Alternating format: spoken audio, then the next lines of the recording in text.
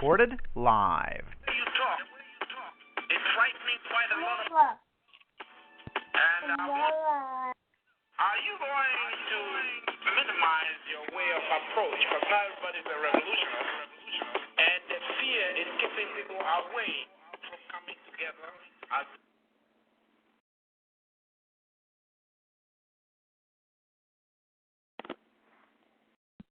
they should. Now, what can you do about that? There's nothing I can do about that. Because it's my firm belief that somebody has to be there. Everybody can't be Billy Mom. Everybody can't tiptoe through the tulips. Everybody can't play politics. Everybody can't compromise. Somebody has to be strong. I wouldn't have to be as strong as I am if I saw some others being strong like that. I could tone down, but I'm feeling such desperation to get the message out, to try to plant the seed in those who are strong enough that the walls of their mind can hold that revolutionary life. It closes doors in my face. It cuts back on money that can go in my pocket. It drives some women away from me. But I keep on pushing because somebody has to hold the line. And I'm going to hold the line.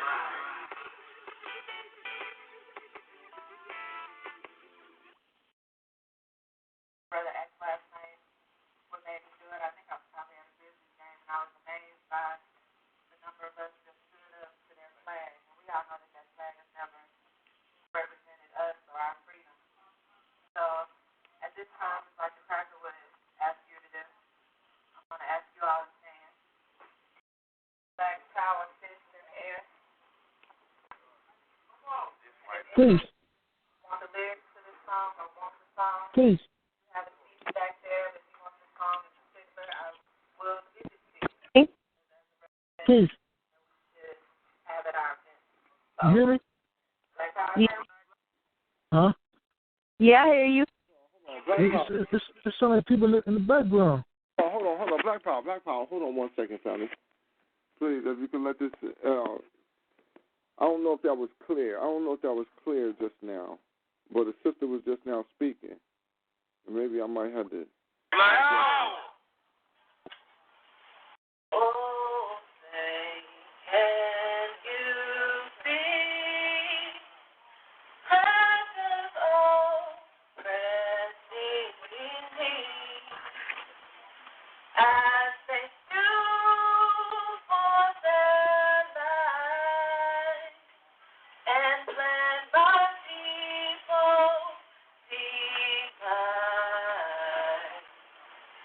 whose broad stripes and bright stars represent all the stars inflicted upon thy race, a great people to save.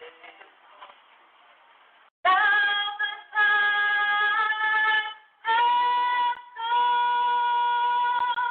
for the revolution as we breathe through the night and take hold of their lives. Oh, Satan, that red flag free, African flag wave. Black power! Down their land of the free, forever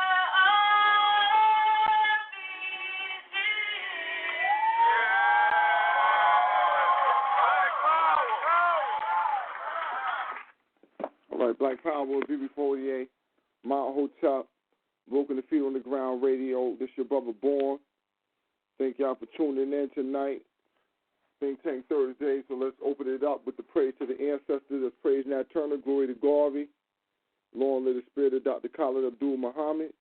Praise Harriet Tubman, glory to Ida B. Wells. Long live the spirit of Sister Fannie Lou Hamer.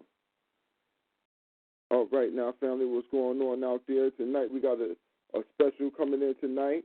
We got a special for Think Tank Thursday. We got our brother NYAME UBUNTU coming in. And we're going to be dealing with the ideology of revolution. You know, the question is out there, what has happened to our revolutionary ideology? That's the question on the floor, brought to us by our brother NYAME. So we're going to allow the brother to go in. Let me get into my chat room properly so I can make sure that, this is a community session. It's going to be, or the family going to be able to get in. But first, let me go ahead and I'm going to close the lines first. Make sure I got the brother NYAME in. Let him go into what he want to go into, and then we'll open up the lines for the rest of the callers and the co-hosts, and we'll move forward. That's my chat room ever open up. All right, let me try that one more time. Well, is brother NYAME already out there? The BB 48 family, this me. All right, BB 48. What's going on tonight, family? How you doing? Everything's good, and yourself? I'm doing black-tastic, every day up, better than down. So, we're moving forward. Oh, that's good. That's good. Yeah, so, hopefully the topic, I know the topic going to go well. Definitely we're going to put in some good points. In this time while I get this thing opened up, man, can you give the people some, a little bit of background about yourself? All right. I'm Brother NYAME. I live out here in Dallas, Texas. I'm a member of the United States of Africa Revolutionary Party, started by Brother Tiyimba Bendele, who was a strong revolutionary here in Dallas, Texas. He started the party. It's affiliated with the party, the Revolutionary Party that Kwame Nkrumah started. Kwame Ture was a part of the All African People's Revolutionary Party. He changed the name. I got a little back feed. Okay. He changed the name just to have a little bit autonomy here in Dallas, Texas, to the United States of Africa Revolutionary Party. Being a member here, I've learned so much on revolutionary ideology. I think all of our people need to be involved with some type of organization, and it's just an education. It's not. And first of all, I want to say I don't ever talk about any armed struggle over the airways. So basically, it's just a political education on how we should construct ourselves in society. That's the gist of the political party. Now when he passed, he left his wife, who's the leader of the party, a sister. She's running the Pan-African Connection down here in Dallas, Texas. If you're in the area, you should visit the Dallas Connection. The Pan-African Connection here in Dallas. Lots of culture there. Lots of events goes there. It's a staple of Pan-African culture here in the DFW area. I'm originally from New Orleans.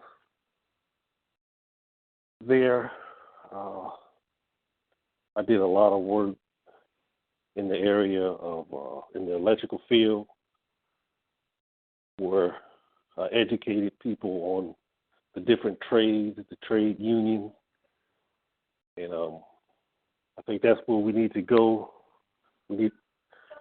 That's not the only area, but my area of expertise is back to the trades, the skilled trades, and start to change our communities, such as the carpentry, the electrical, the havoc, plumbing, building other houses.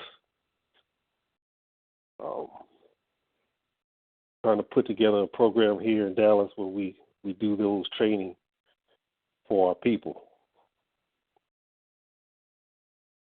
All right.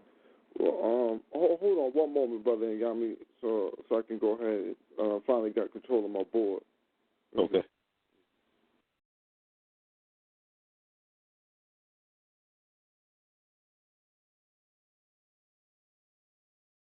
Brother Nyame, that's you?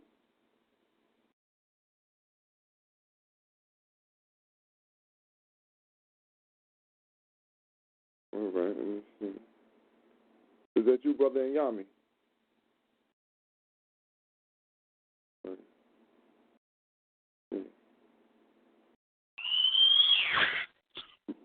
All right. Yeah. Can you hear me? All right, that's you right there. Yeah. Okay. Hold on. Sister Camille, is that you? Black Power, People 48, the family. All right. That's Sister McKeon. All right. Brother Tell. All right. All right. I got everybody's line open correct right now, and then we'll open up the other lines in a couple moments. But well, yeah, family, that's a nice extensive background. You know what I mean? It seems like you've been, I've spoken to you, several times. Learned a couple things that you've done in your own life, dealing with, some African thoughts, at least dealing with your children, maintaining a homeschooling environment and things of that nature. Just, and I've heard what I would say, I've dialogued with you several times in other venues, the Google chat and things of that nature. And you always come with an African first, second, and third mentality as far as any time that I've heard you speak. Very well spoken, or well studied. You know what I mean? And so we're gonna go ahead and roll with the show, and deal with the subject at hand. And what happened to the revolutionary ideology. And before you start off, you say that your ideology is founded upon the United African. Give me that one more time. The United African. It's called the United States of Africa Revolutionary Party. All right, United States of Africa. Okay. All right. Excuse me. United States of Africa Revolutionary Party. All right, then. All right, family. So I would assume that's y'all main background, which would come from Kwame Nkrumah, which I would say, that would be a follow-up to some things that Garvey also put across. Would I be correct in saying that? Yes, absolutely. It's a Pan-African organization. Nkrumah was influenced by Garvey, big time. So when he took that influence back to Africa, he came up with his ideology. It has aspects of scientific socialism. That's the revolutionary part that he took. But what he did, he made it African. He took the African perspective and he made it African-centered for African people, that they can come against, at that time, what was imperialism and colonialism.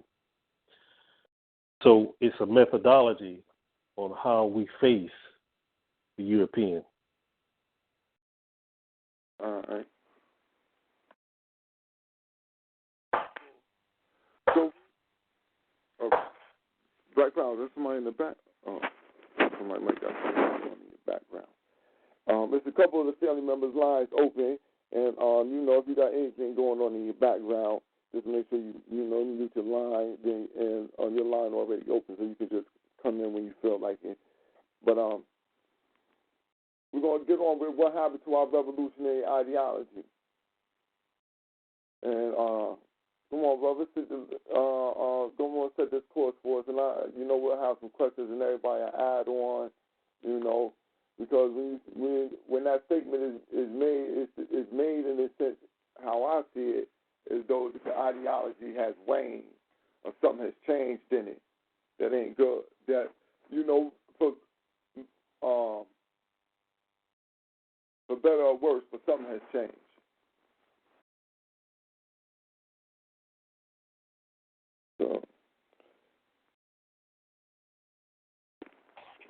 So brother, it's on you, family. All right, family, I got my son with me, so I'm going to hear him. We don't mind it, Lord. We don't mind it, Lord. Okay. We're gonna have to work through the baby. Yep. Yeah, we'll work through that. All right. Right, I just got a couple of points before I want the family to get in, because I love the family discussion. Just the first point I want to make is from my observations, is that we just don't love ourselves. And when I talk about love, I'm not talking about the European version of love. I'm talking about the love that is birthed from being around family. The father, the mother, the child, the love of community. I think for this phase of revolutionary education and revolutionary movement, we're going to have to first love ourselves and love our family and love our people. That's going to carry us through. We have to see ourselves as one big community, one big family. Because if not, we're going to easily be picked off and picked apart. And I think that was something that was missing at the end of the 60s into the 70s and into the 80s. It's just a love of who we are as an African people. A love of our struggle, a love of our ancestors have got us to this point. I think that's huge. We have to develop that. We have to, even though we see our brothers making mistakes, we have to love through the mistakes.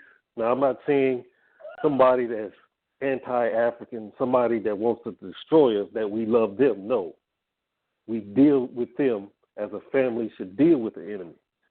But within the family, we have to develop a strong love. I think that's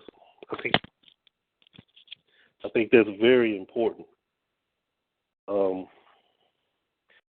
I think also we have to know that we are an African people. I believe that's important. I think a lot of times that was missing in the earlier days, to understand that we are an African people that were kidnapped off of our African land. And one of the tools used to divide us is to start saying that we're Asiatic or we're Aboriginal to the whole planet. Those were tools to divide us. But if we start to understand that we're African, as Kwame Ture said, we're Africans in America, we're Africa in Haiti, we're Africans in the Dominican Republic, we're Africans in Brazil, we're Africans all over this planet, but we're Africans first. I think we have to have that frame of mind. Now, the fundamental problems that we face as African people who are scattered all over the world is our lack of political education, our lack of mass revolutionary political organization, and our lack of dedicated revolutionary cadre. And cadre is a small group of people trained for a particular purpose. It's an ideological problem.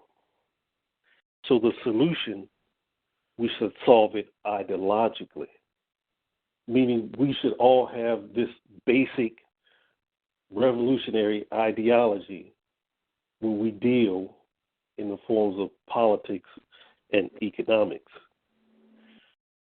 And a revolutionary ideology is just basically a method for understanding and predicting social and economic and political phenomena. By examining these historical trends through the use of a scientific method in order to derive probable outcomes and probable future developments. So let's take the issue of Flint, Michigan. We see a problem in Flint, Michigan. Our organization and our revolutionary ideological skills, we should go to Flint and solve those problems. But because we don't have that organization or those skills, we're left to depending on donations, the federal government who put Flint, Michigan in this situation. We're depending on them to solve the problem. But we know they're not going to solve the problem. They're just going to keep the people in Flint in a worse state that they was in before. But because we're not educated, and it has to be a revolutionary education, because if it's not, then we're not going to be able to stand up against the forces that keep putting us in these same positions. See, it's not simply just economics, and it's simply not just education. Okay, bro. We are in a struggle to control our own land, our own resources, and to control the fruit of our labor. We're in a struggle. We are in a war that we control those aspects of life. And since we're in that struggle, then we have to be revolutionary in the ways that we fight back. See, it's an evolutionary process when things take its natural course. See, if things take its natural course, we will control our own issues and we will solve those problems on our own.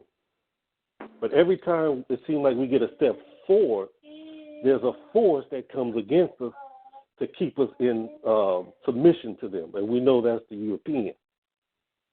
So our political education has to be revolutionary in its strategy. That way we look at past events, and through that methodology, we're able to solve our problems because we know the trends. We all know that the European plans 10, 20, and 30, and 40 years ahead. Where is our school of thought? Where is our political party that's planning ahead for us? We know in any type of situation who they send down. Jesse Jackson, Al Sharpton, the same political nonsense that got us in these problems. They send them down. The issue, is publicized and then blown over. Nothing happens. We keep getting the same results because we are not taking control of our political, economic, and social lives. I want to get back to what happened to it. In the 60s, we had a strong revolutionary movement happening with the Black Panthers, the various different groups, where our people got tired of being attacked, so they said, we're going to stand up for ourselves. We're going to take control of our neighborhood. What happened, and I can never fill the shoes of a Martin Luther King. He sacrificed his life for our people.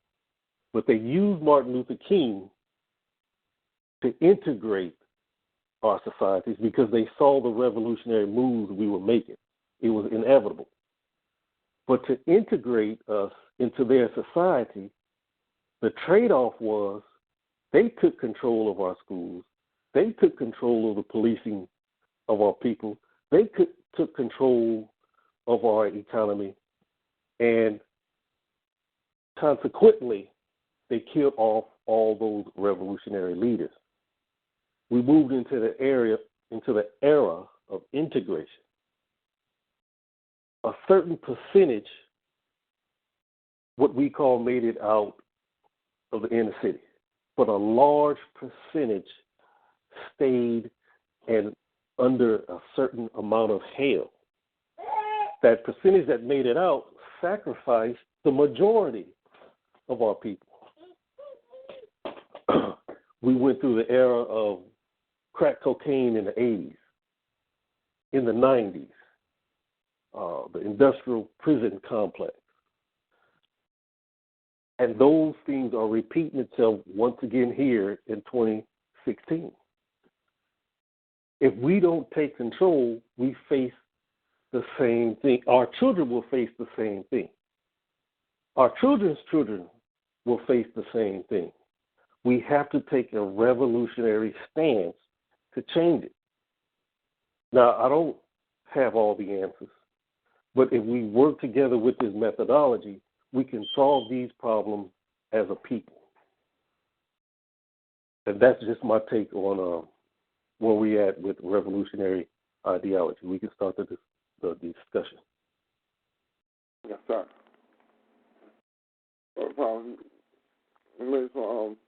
Very strong point. Hold on. Got a couple of.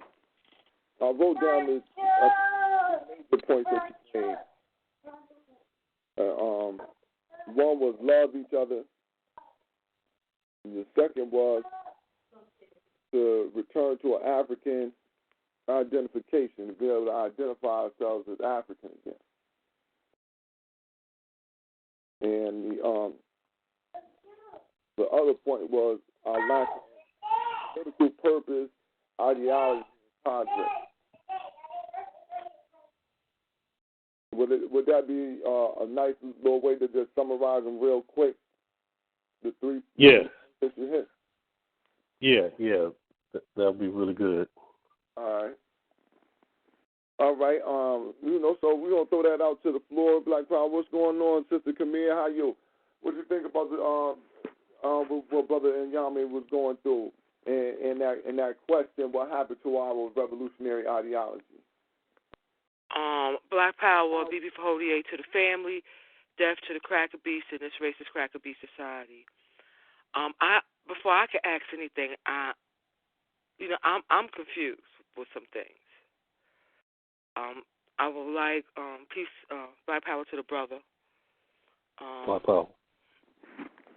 I need to know, what do you mean when you say revolution? I cannot visualize the behavior when you say it. What is the revolutionary? You said scientific method or something like that? You got to use a methodology. If you could elaborate on that out the gate for me. Okay. Would you like me to go now? I should. Hello, can you hear me? Okay. The methodology, okay, let's take... First, can you go ahead? Can you do, what, when you say revolution, what behavior are you talking about? What do you mean by that?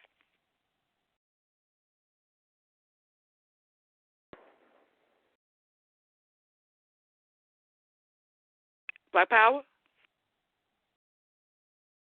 Black Power, Brother NYAME. I think you might have muted your line.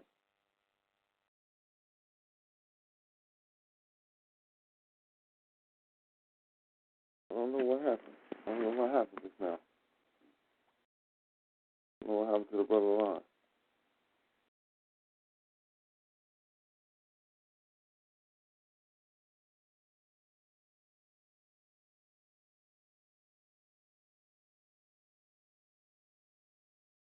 brother line dropped. So once he come back in, we'll get back. We'll get back on it.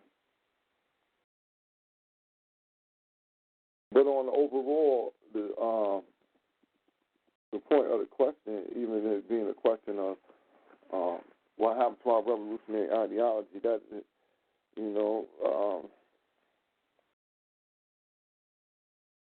it got watered down. Huh? It got watered down, and we're picking it back up right now and reshaping it and reframing it. That's what happened to the revolutionary ideology. I think the ideology changed into it changed along with the times when it changed with the times, even though it had not completed the task. You know what I mean? It changed along with the times, even though the task of making sure that we got free never had occurred. So we should have stuck with the first wave. And then once time changed, as the brother was talking about the integration and all that, once that popped up, once the integration popped up, that right there was a major blow to the revolutionary ideology, because it changed the revolutionary ideology from being an ideology of do for self and it's us to American. We really trying to change America for the better. It ain't about changing just black. It's change America. America is what's wrong. It ain't no specific people. It ain't nobody you can put the finger on. It's just the system is wrong. And so that should just move forward, and then the torch got passed over to the revolution is for the Mexicans. The Mexicans is in the revolution, and it's the fags revolution now. And that's what happened. The ideology to move with the time, and because we never took control of it, we never took control of it when it started to slip. When we seen it slipping, we didn't take control of it. But now we see the shattered pieces, and we picking them up, putting them back together, reorganizing everything and getting ourselves back on the right track. Because we know the main staple in any revolution is the science of war, and that's coming. So tune in. Now, let me see. Yeah, we got the brother back on the line. All right. Yeah, peace, family. I don't know what part I fell off on. We didn't hear it. Just went out. We didn't hear you even explain that. I didn't hear one word come out of your mouth. Oh, you did? Yeah, you hear one word. All right. Well, what I was saying is it's a total revolution of how we govern our land, take control of the land, how we grow our own food, how we market our food, the type of grocery stores that we control and own, how we educate ourselves, the type of economy we have as we relate to each other within that economy, how we protect our possessions and our resources, and what type of legacy and life that we live to our children. That's what I mean by revolution.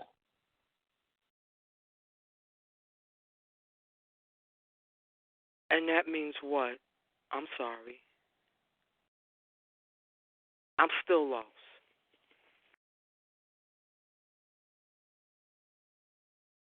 Like if I go step by step, so let's say I'm from New Orleans.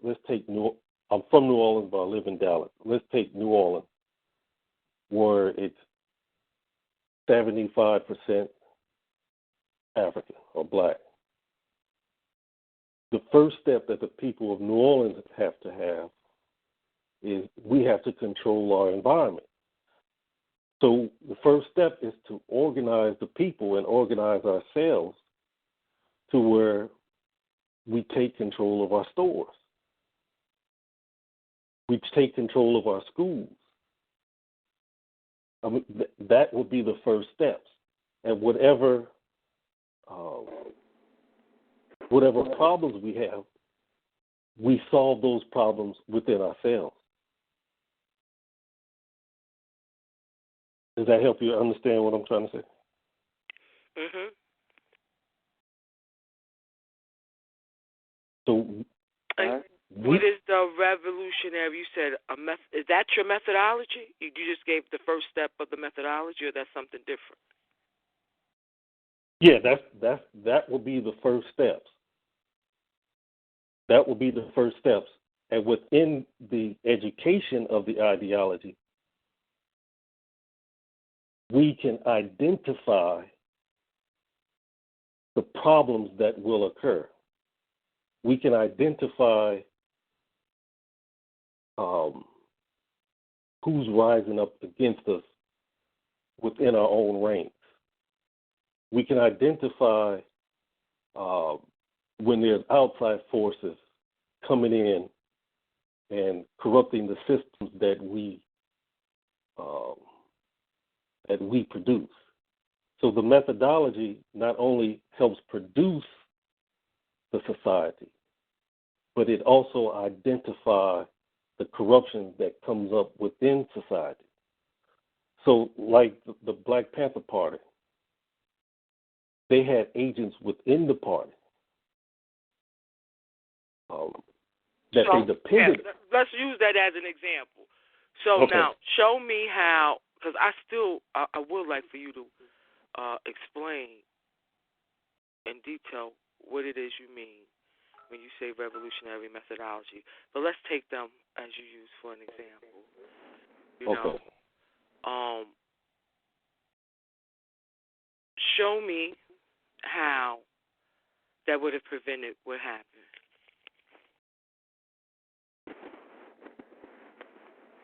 Okay, let's take if we was in the party, you and I, and somebody sends me a note and says, Kenya is doing such and such. She's subverting all the ideologies of the party, and she's getting ready to start her own movement. Instead of me acting just off of that word, I will have a protocol to go by. I will have to meet you face to face in front of the people. I mean, the biggest part is in front of the people. Meet you face to face in front of the people and ask you to explain your moves, your motives. And then the people decide whether, it's up to the people. We bring it before the people, let the people decide, are you worthy to continue in your position? Because what is bigger, no one person is bigger than the movement. That will be a part of the methodology. Or if one person is failing in their duty, it's up to the people to remove that person. So it becomes a people's movement and not just an individual's movement. So if you take out one person, the movement still continues. It's not just built on one great mind, but the people will be educated along with the leadership. What is the revolutionary methodology? It's education. It's not just. It's a revolutionary ideology. It's the methodology is an ideology. Yes, it's an ideology, and it has within it its method. So, let's say on the first, we just bringing you in. Now we're going to go over some of our leaders' work.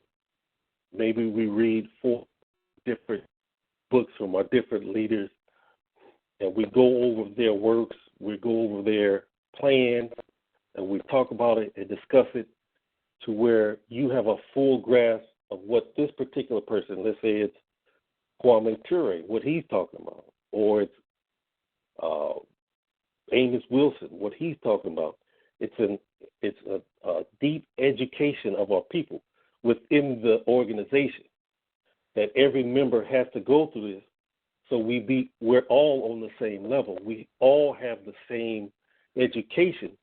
So whatever problems we face it as an educated people. That's the ideology, that's the method, that there's no one person greater than the other. Is this something you came up with, brother? No, it's not. Where did this come from? This is Kwame Nkrumah. Nkrumah. Yeah, Kwame Nkrumah and Sekou Touré. It's his plan. It's like a plan for revolution that he came up with. This is his philosophy. Yes. Which one? I mean, his philosophy is also his plan. This is what he used to overcome imperialism in Ghana.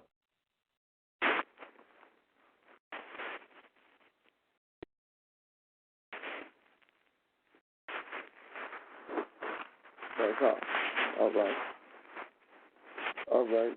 Now, to the question. To the question.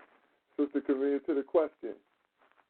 What would be your thought on the question?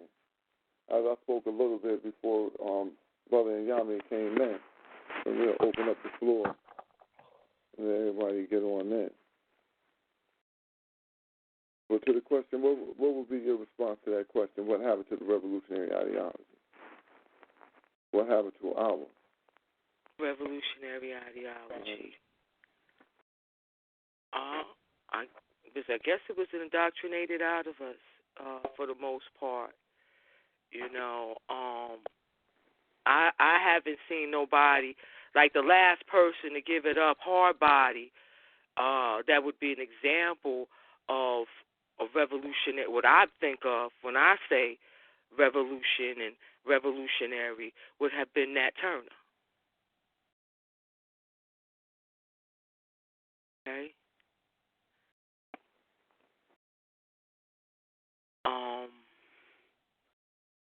We have to keep it real. I mean, my understanding of revolution is no more cracker beats.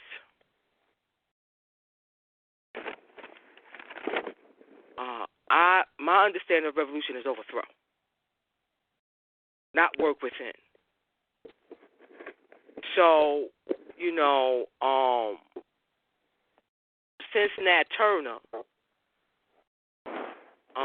that spirit, that understanding, being expressed in action, has waned tremendously. The longer we are integrated, the longer we are indoctrinated. Hold on, somebody got something making your line sound funny. Got a speaker here? Black Power. All right. The longer, yeah, I hear it. Yeah. I don't know who that is. Only the family line open. Okay, family. Might be me. Go ahead.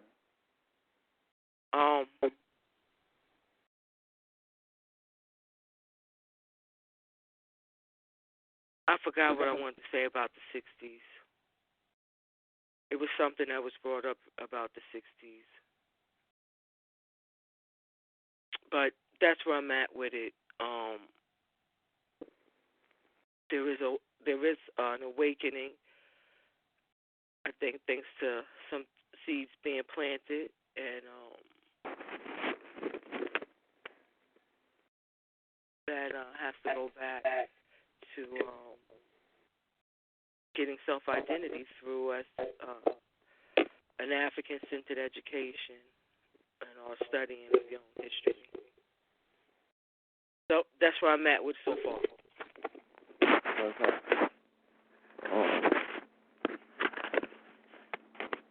I definitely agree with that. We got, it's a love for each other. The love for self bring out that love for each other. You know what I'm saying? So, that's another key point. And as you were speaking earlier, I definitely agree. Our revolutionary ideology has been diluted, But, just yesterday, we gave praise to the ancestors, Huey P. Newton, Khalid Abdul Muhammad, and we also gave up we bigged up the spirit of Nat Turner, come back in the form of Colin Ferguson. Black Power. On that fateful day in New York, on that train ride, decided that he needed some different type of justice. You know what I mean? Some real justice out here. So, we got to feel sympathetic to our brother, Colin Ferguson. But with that being said, though, we got the lines open. We got a couple other family members out there. If y'all want to get in on this conversation, we're going to hold up. I believe this line was open earlier. Well, does revolutionary? So I want to understand something too. Because the revolution has to take, for me, it has to start in the mind. And that's undoing the Eurocentric psyche, the white defense mechanisms that's set up in our minds that has also breeded traitors, and stagnation in terms of our progress and overthrowing the enemy. I want to know where does in the brother Nkrumah's template, was there religions of perversion? I mean, where is this here? Wait, say that. You said religions of perversion? Yeah. Can you be a black revolutionary and have the ideologies of religion?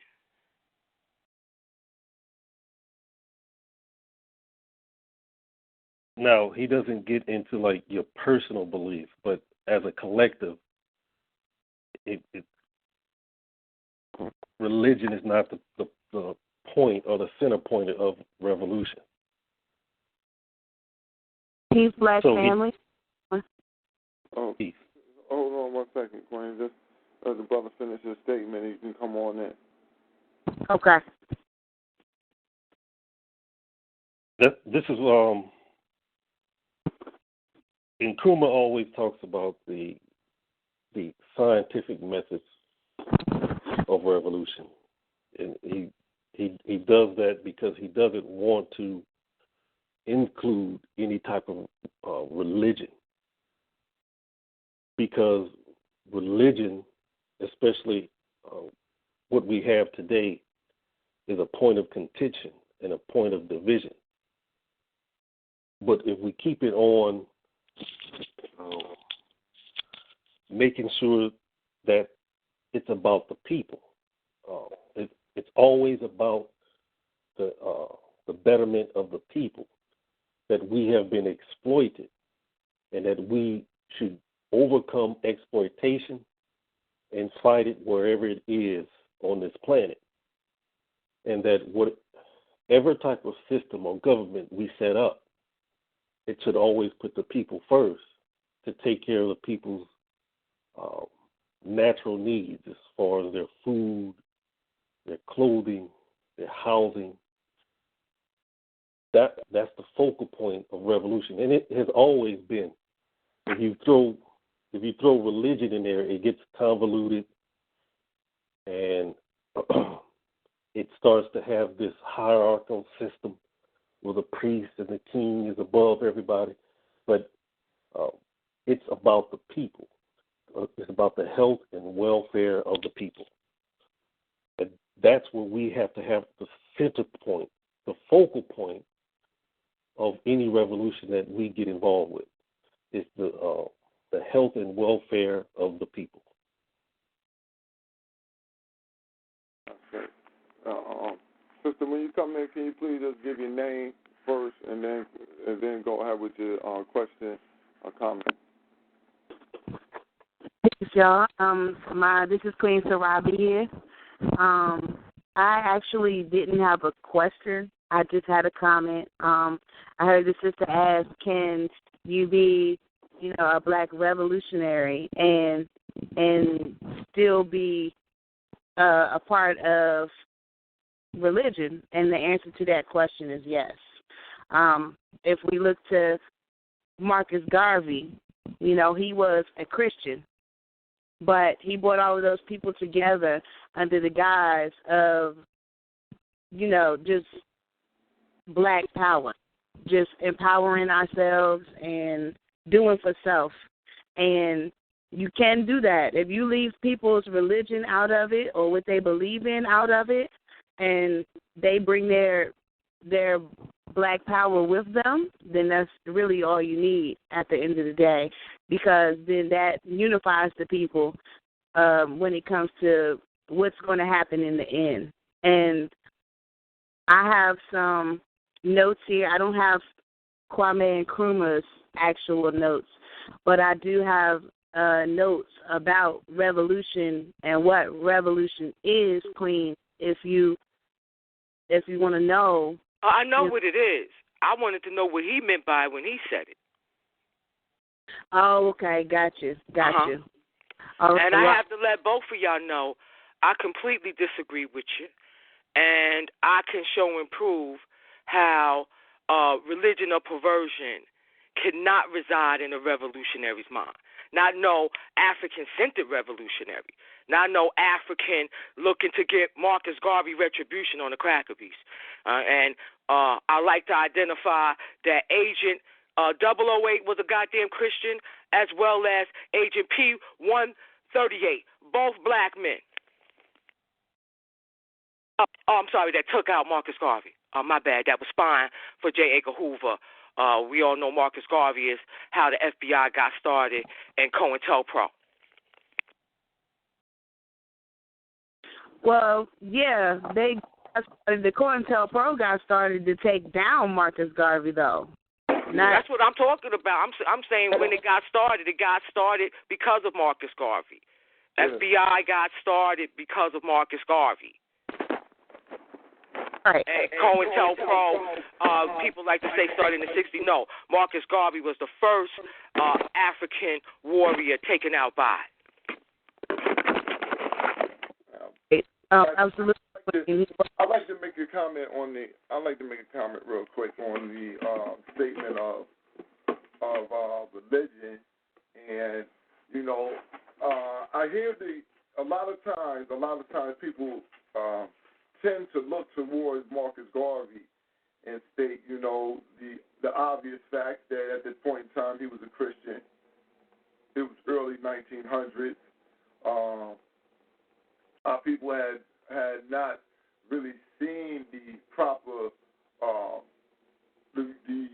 hadn't received the proper education at that point in time for them to have changed their religious ideology or theology at that point in time. So when we harken back to 100 years ago and think of Marcus Garvey, we have to look at the time and day that he was in and those things that he was about. And we can also look at the transitions of some people who were maybe not right there around that same time frame. And one of the greatest examples is Dr. Joseph Ben Jochannan, who at a point in time, he claimed to be a Hebrew Israelite, but through study, and time and recognition of facts that came up out of Africa, where Marcus Garvey told us that we would have to look to gain back our real identity. Through time, things change. So we learn that the religions that we carry are perverted religions that that mean us no harm because they were derived through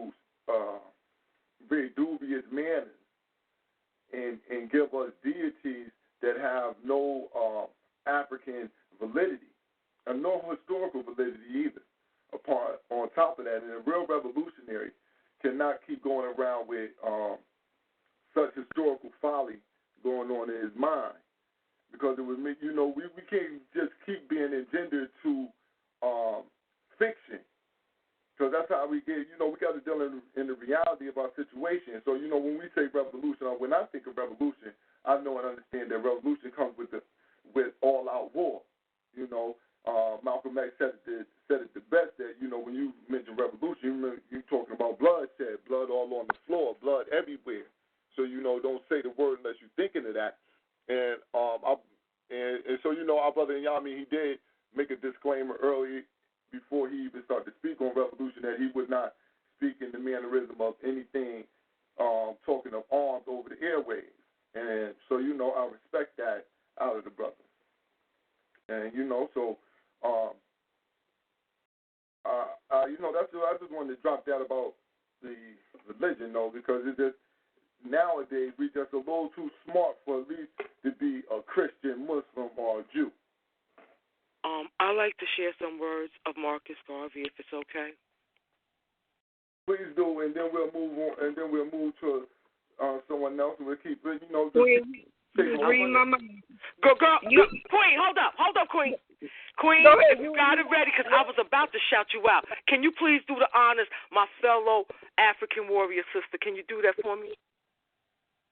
I'll show you. The three stages of the Negro in contact with the white man. I believe, as far as the Negro is concerned politically, that there are three stages relating to our contact with the white man. The first stage in the life of the Negro in the Western Hemisphere was the stage when the white man shackled us in Africa and brought us here and kept us for 250 years. During this period, we worked and received no recompense, no pay for our labor, and we were satisfied because of the white man's Christian teaching. Learn to labor and wait. The second stage was the thing called emancipation, which we have enjoyed for 58 years. This stage came when they gave us partial freedom in a petty existence by way of wages, and we were satisfied during this stage to do just what they told us to do. We worked for small wages and voted Republican, Democrat, and so forth until 58 years we decided that change was necessary. Now we have entered into the third stage of our existence, wherein we say to the white man, after 250 years of slavery and 58 years of partial freedom, under your leadership, we are going to try, but 50 years under our own discretion. This new stage calls for all the manhood within the race. It means that we must throw off all the conditions that affected us in the first and second stages and go out and acquit ourselves like men in the economic, industrial, and political arena. And who spoke them words? Can you Marcus Garvey. Okay, Marcus Garvey. Where was that, and where was that from? Black Power. Philosophies and Opinions. All right. Philosophies and Opinions of Marcus Garvey. Black Power.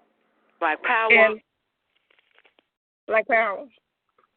Also, I don't want anybody to get anything twisted, because he said something about political and economic. I'm trying to find it. But he do also says that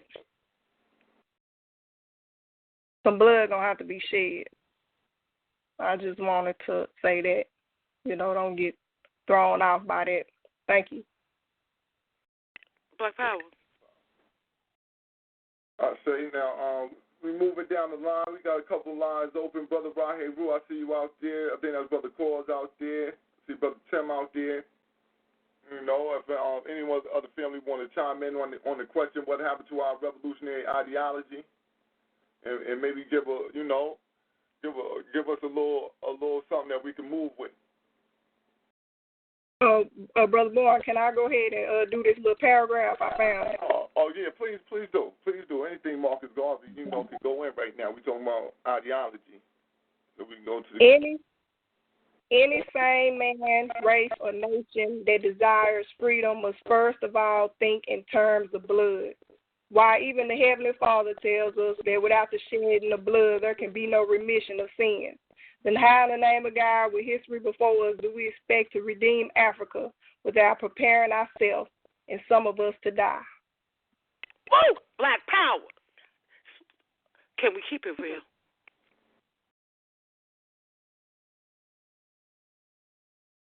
Man. We see where Mark is coming from. So, as I said, the line is open. The time in on that. Black Power, what's going on, Black G? Power, man.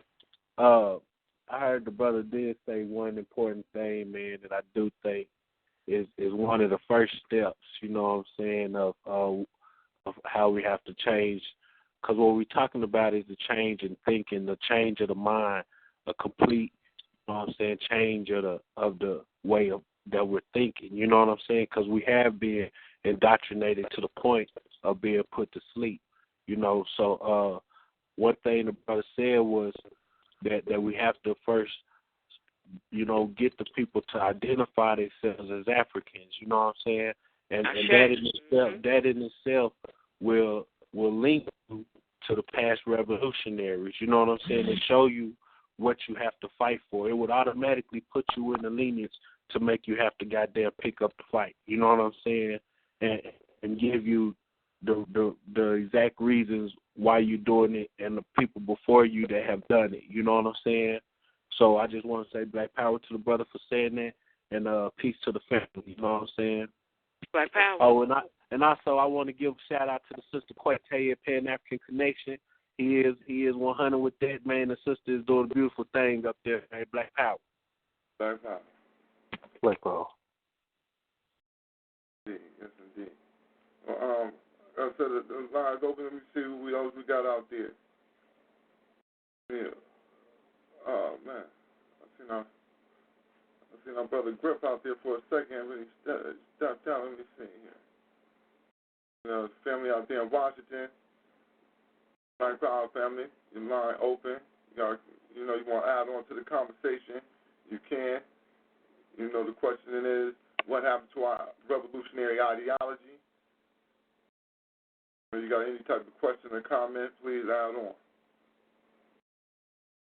If not, you got your line muted, it seems like.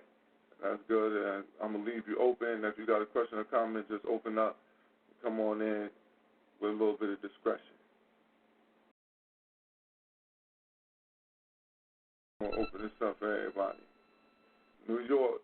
We got New York out there. Let's see who out there in New York. What's going on, family? Welcome to Feet on the Ground Radio. You got a question or comment on the topic for tonight? What happened to our revolutionary ideology?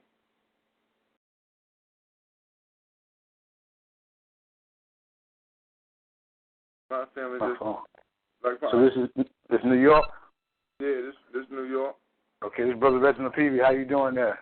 We're doing all right. I can't say the word too good about Olivier, but I'm trying though. And so, like, you know, in the topic tonight and stuff, you know, what happened to the revolution and the ideology.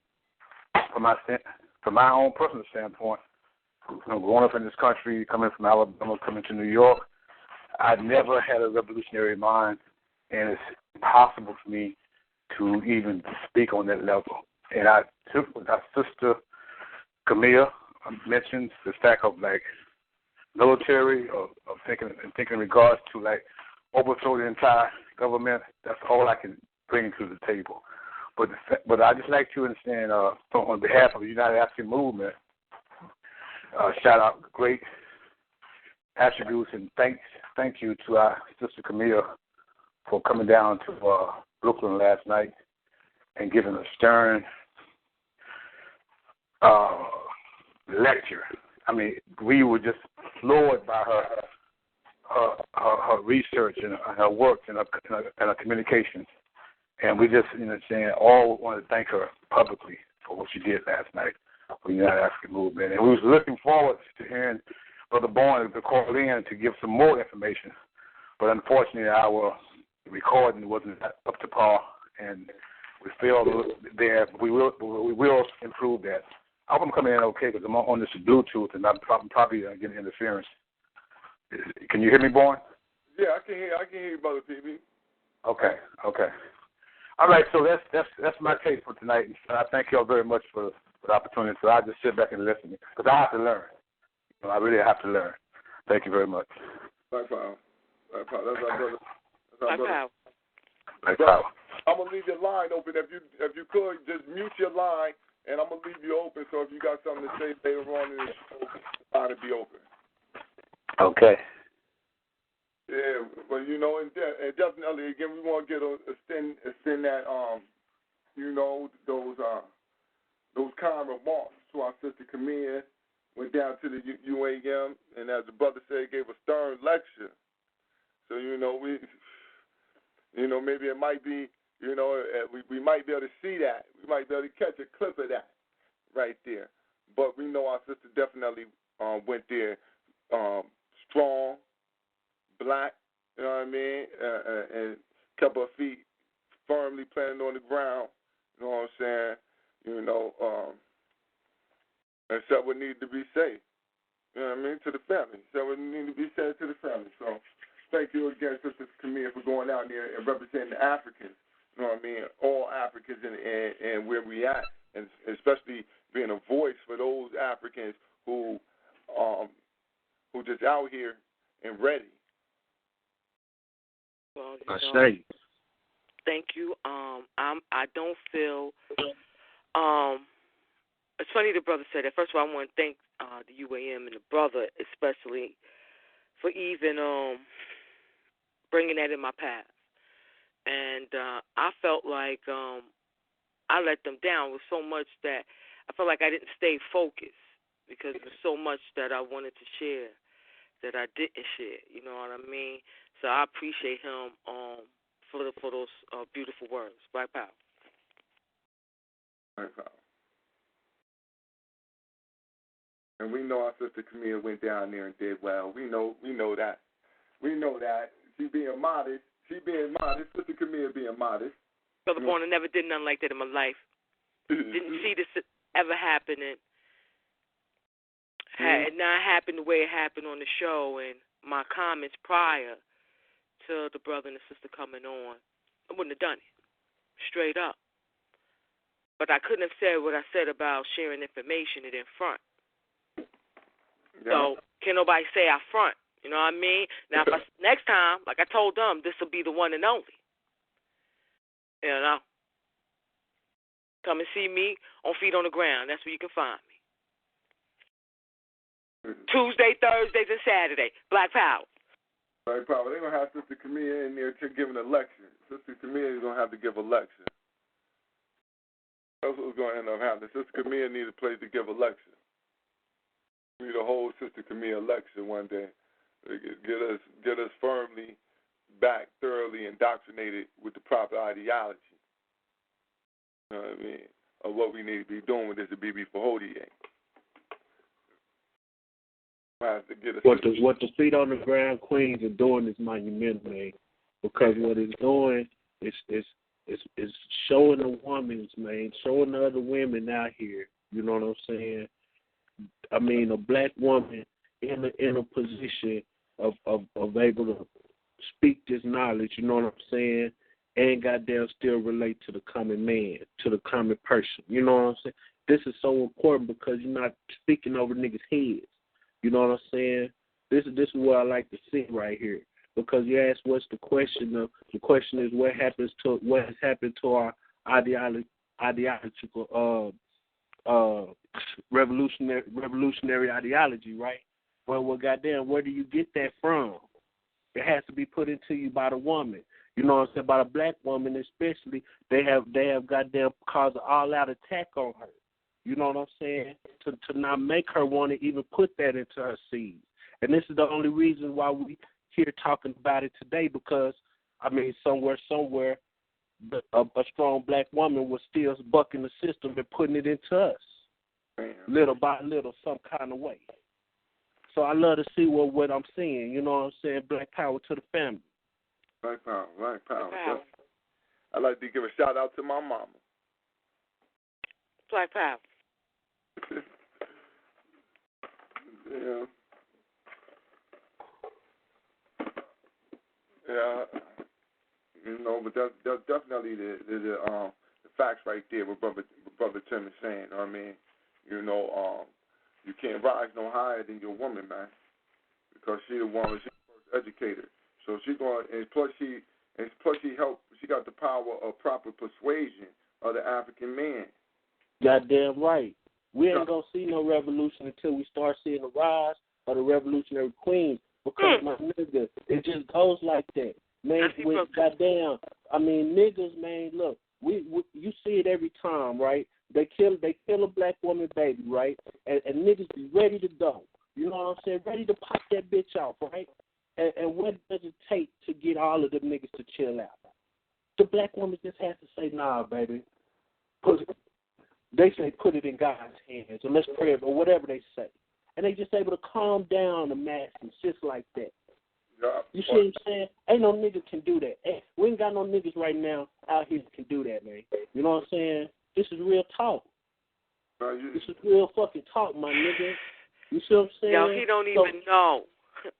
He wasn't even there, and he's describing the imagery that I wanted to convey to my family who opened their arms to the sister from around the way.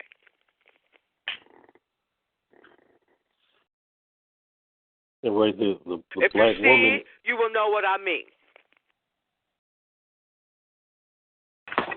Go ahead, brother NYAME. I heard you. Go ahead. I was going to say the black woman is the polar opposite of the white man. She's on the extreme other end. So what they try to do is bring his ideas into her head, and that way she would teach it to her children. Mm-hmm. But if she stays on that polar end, all the way on that opposite end, she will raise up the strong family needed to come against them. Goddamn right. Man, imagine what would have happened if Mike Brown mama would have never caught for that shit to stop. Nigga, that shit would have probably popped in different cities, nigga. Or Trayvon mama. Yeah. Goddamn right. And she took off the perm and got dressed up in some camouflage, like Winnie Mandela. Yeah. Look, and Winnie was old rocking that camouflage. We ain't talking about a young Winnie. We ain't talking about young Winnie. Old Winnie said, hey, come on now. 50-year-old. Family, I want to speak. Let me just say to get this out, and I'm gonna be quiet, man. Go ahead, but it was one image, man, that fucking damn near killed us, man. That fucking damn near killed the spirit of the black man out here, man. That was the black woman that took her son off of the motherfucking field by the ear, man. Y'all remember what it was about? You know what I'm saying? And killed the young man warrior spirit. You just see it right here with your face, man. You see it with your own eyes. This is the power of the black woman. She could build your ass up or destroy your motherfucking ass. And yo, listen, right? Listen, man. The white man done took that boy and took over. The white man done gave him a little special scholarship and shit, done sent him all the way to California. Word. This is the type of game. I just seen a story on him. So the story is telling us that, look, at the end of the day, the best thing that you need to do is pull him off by the ear like that, because, look, you're going to make him better. You'll get him to a special class somewhere. I've just seen a story. You mentioned that, man. I've just seen a story on it. When other black women could see her do that, and now the next day she's on Good Morning America, she's on this channel, her face is all up. Oh, she just came up real quick. You got millions of black women watching this, man. Mm-hmm. And that's what I'm saying. What is it doing to the mind, bro? What is it doing to our sisters, man? Yeah. That's what I'm saying now. And they showed that she come up, and then her son all of a sudden get accepted to some special academy. Just telling the sisters that that's the way to go. It's the only way. Get information, like Beyonce said. Okay, now. See, that shit played. See, look. Oh man, this is what happened to our revolutionary ideology. Look, check this out. All right, now, Beyonce's supposed to be getting backlash. Police don't want to fuck with her, nothing. All that this shit is doing, though, is telling the people who coming into that revolutionary ideology and mind state that, listen, you better not get down with that shit. You see what happened to her, and she was a superstar. Mm-hmm. You see? See what happened to her? She talking that stuff? See what happened to them? Look, this going to go down on you. And that turns people away ASAP immediately. Immediately. Oh, no, I ain't messing with none of that. Ah, she dumb. See that? She talking about them black, later for that. They ASAP. They know how to manipulate that motherfucking screen. Boy, have us just dancing the jig, and then put this motherfucking new shit up there. I seen that shit. I said, Now she being a police don't want to guard. They don't want to do security. I was like, what kind of shit is that? Oh man, they getting paid $50 an hour, $65 an hour for that, man. They gonna do that security, man. Some of them cops getting up to $100 an hour for that goddamn extra duty shit. Crazy, man. Word.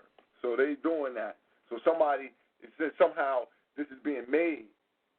They making it where they not messing with Beyonce. Because that's the only thing that can happen. They making it like that. Or they making us think that that's what's happening. That's the number one thing. They making us think that that's what's happening. So whatever they're trying to make us think happening, think the opposite first.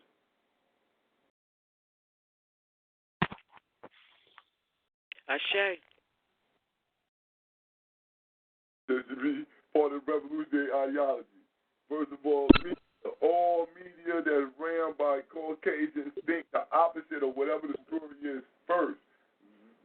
Then start vetting it from that end and see what the hell they might be telling the truth about. Because if you take it as they telling the truth first, you're going to miss a lot of motherfucking lies. Because it's hard to catch a person in a lie when you think they telling the truth already off the top. Because you already believe too much. Mm-hmm. You know that they lie all the time. Oh man, ain't shit gonna slip by. You gonna catch every single piece. Every single piece. You ain't gonna let a penny slide on nothing that they said. And that's why people, a lot of times, that revolutionary ideology is definitely set forth by the queens up here on the ground. I'll tell you that. And one of the things that I normally see up here is that the queens, no matter who you are or how you come, you could, they don't play favorites. You know what I'm saying? If you say something, they listening to everything that you say and checking that shit immediately. You know what I'm saying? And ain't no love lost or love gained. They just doing what need to be done. We need to ask questions about what you're saying, man. You know what it is, brother boy, man? They care about what the youngsters is hearing, man, or what's gonna be heard later. You see what I'm saying? It's knowing that, man. Look, man. We're feet on the ground. This is a media outlet. You know what I'm saying? Goddamn, the minds of the young is gonna be affected by whatever we say. You see what I'm saying? I need you what you saying to be 100. Yeah. Black Power. Like I said, there ain't no love lost, man. No love gained. And I want to shout out the queen, young queen last night, another warrior queen, 2 sons. Older son, I don't think the little king was no more than 7. It might have been 7. It can't be no more than 9. He knew the colors to the RBG. He was proud of it. Wanted to manifest that he knew it. And, the queen, Crystal Mullins, she's doing a beautiful job. She got a kid's name right, Haru, and the king that I'm talking about, Minilet, Black Power, that's where it starts, like y'all say. We have to give our children the real reality that they living in. Our enslavement has never ended, and we got to score the stuff. Straight up.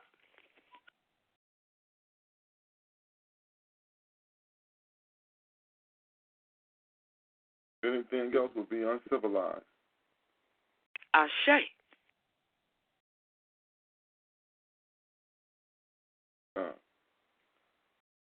So yeah, you know, family, it's definitely, you know what I mean. We always send that love out to these warrior queens, man. That's where it's going to start there, man. When you got the love of the black, I'm telling you, man. Listen, man. Black woman to make you do it. To make you do it, and they fueling themselves up right now. Mm-hmm. Because if anybody will fight right now, black woman will fight right now. It's the black man who the hold up. I'm gonna tell y'all that it ain't the black woman who the hold up. Now, because I've seen it too many times. I've seen situations where I'm just like, yo, the sister has no regard for the beast. You know what I'm saying? Straight up. No regard at all, whether or not he's supposed to be authority or not. Where I see brothers act in proper formation for authority. And sisters give them no respect at all, immediately. You know what I'm saying? And not be no young girl not giving them no respect, but be a grown woman with all disrespect towards the beast. And the black man the same age shows all respect. So, you know, the woman's already at that point. She knows what's going on. She feel it in her womb every night. You know what I mean? So she's feeling the pains of the family. And trust me, that's all we wait. Brother Tim said it right.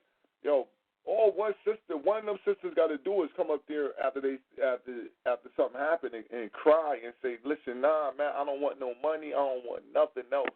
I want real justice, man. I want real justice. I want what happened to my baby that happened to somebody else's. I ain't got time. I want real justice. It's not going to be that. I don't want nothing else.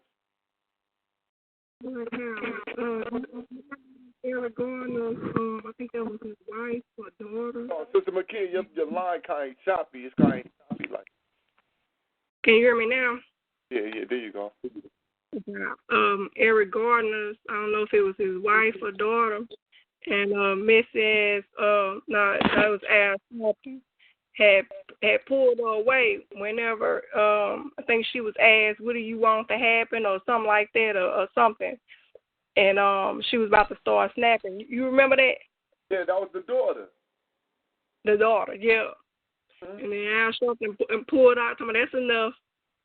Man. Wouldn't let her get it out. As a matter of fact, the mother went off in a press conference too, I think, one time. That's at one press conference, that's where they got the joint from the United Front. When they was asking her, do she accept their apology? She was like, hell no. Hell no, accept no apologies for killing my goddamn husband. What the hell's wrong with John? I thought that she was going to move forward in that direction, but I guess the pay came so quick, it softened things up. You know, the motherfuckers will get that money together ASAP. If they think you're going to take that money, they'll have that shit together immediately.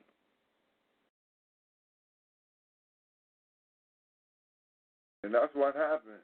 They put that money together and then arrested the black woman. And then arrested the black woman for what the white man did. And when I say arrested the black woman, it was the black woman who was the supervisor on duty that day, and she ended up catching a charge for what happened. You know how this cracker playing. This beast ain't got no regard. This beast, let when his white boys kill the black man, then charge the black woman. Yeah, but then whoever filmed it gets arrested too. They was some cracker messing or something. I don't know what's going on with your line tonight, Sister Makia, but it's definitely messing up. Or maybe it's not. I'm going to hang up and call back. Was it Sister Makia? The line sounded a little funny, y'all? Oh, all right. I just making sure it wasn't my phone, because every once in a while my phone might act up a little bit. I got to use my house phone right now, so it might go a little crazy.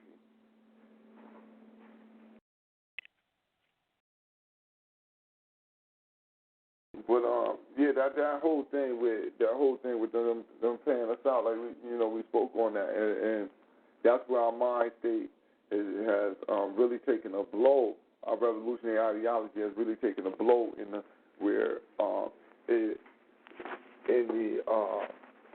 area of the black man and woman relationship, how we relate to one another in this motherfucking situation here. That's one of the things that's going to take a major blow. Us is now really no longer dependent upon one another, or no longer even thinking that we can depend upon one another. So we automatically, before we even get a chance to see if one of us is going to do right or wrong, see if it's going to go right or wrong, we automatically look at each other as though it's already gone wrong. We put pressure. One of the things, we put undue pressure upon one another to obtain whatever the European shows us is value in concerning being a family and being a family unit.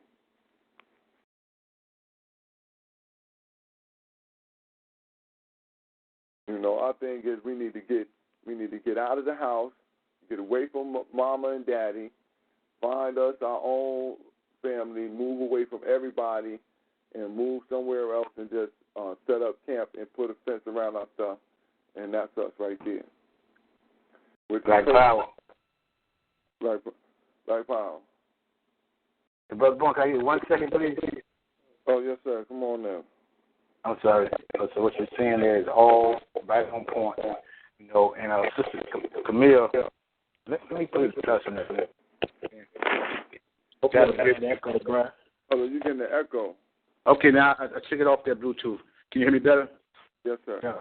Oh, great. To the family, that when Camille mentioned that sister from last night who was supposed to be on the panel, her name is Krista Mullen, and she's at home right now. It's 11:30, and her son is 7 years old. She mentioned Menelec and Heru and stuff. I told her to call in and just give her a quick shout out.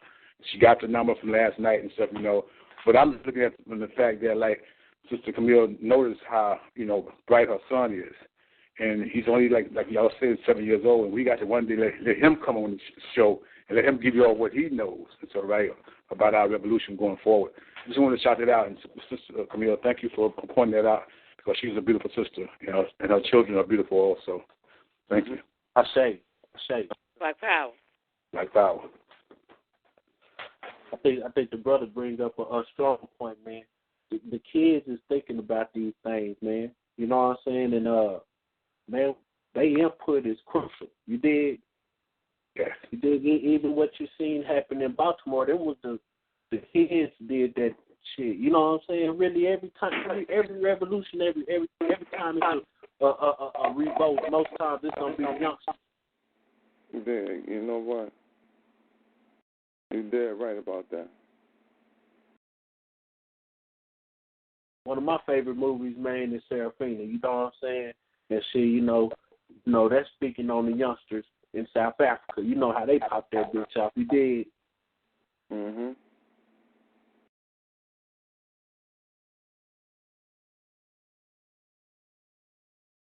And you totally right about that, man. Like I said, I mean, the youth already showing that that they ideology set. They go left when they say go right. You know what I'm saying? You say move forward, they say we're going back. You say go back, they forward. You know what I mean? They do. They even with them trying to put on these certain boundaries on them with the music and all of that shit. they still find a way to break out of those boxes. And what we got to do is learn to keep them away from allowing themselves to be capitalized upon when they break out, because they always break the constraints. And what's been happening time and time again is that the Caucasian finds a way to capitalize on the breakout. You know what I mean? Yep. I say. And so that's where we got to, that's where we got to see our youth, see what they're doing, and allow ourselves. We don't want to capitalize on it, but we just want to keep it. We want to keep it. You know what I mean? Don't let nobody else have it. We want to keep it and protect it. And you're right. Their ideologies are going to count more and more. And so, we just put this challenge out to everybody to get at least one youth younger than you to come on in to the show. It's not Slaughterhouse Saturday, but Tuesday when we're doing news or something. But we're gonna have to just move forward, just trying to just striving to put information in our youth ear. Listen, King, the young lion gave me two meanings for the red, black, and green last night. And I'm not going to share the second one that he taught me. I let the king know you done taught me something. I was impressed with him. All right. Well, yeah, we're going to have to try to get him in.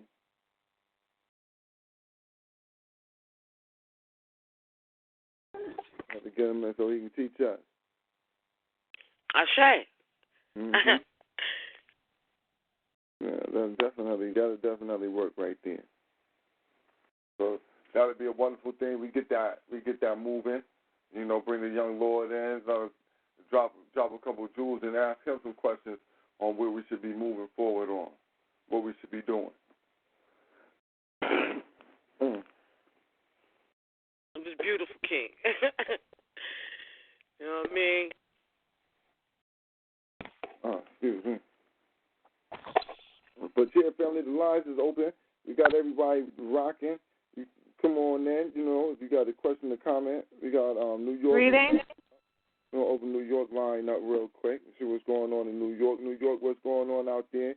Welcome to Feet on the Ground Radio. Praise not turn up, glory to Garvey.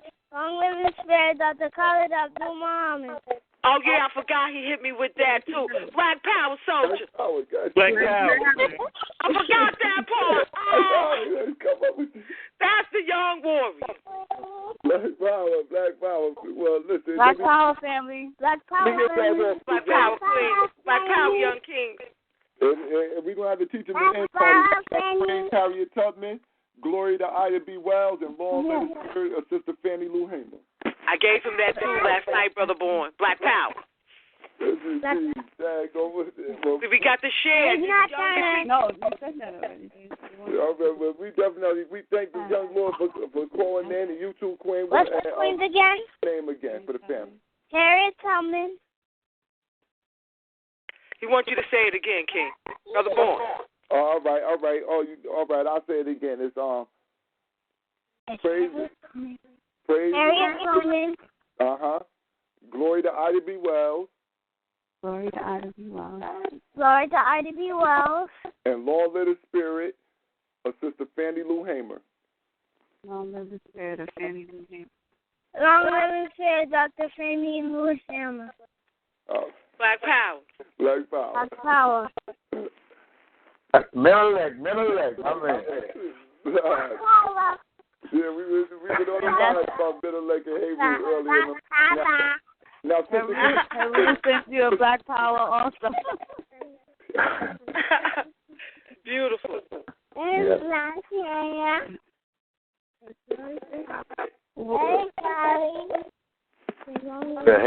That's the Heru? Okay. Go ahead, King. That's wonderful. That is wonderful. Always, that's a pleasure. Always a pleasure to have the babies on. You know what I mean? See why they was my highlight? Why he was my highlight? That was my highlight. I want to thank you all for Thank you, Queen, for acknowledging us and shouting out my son.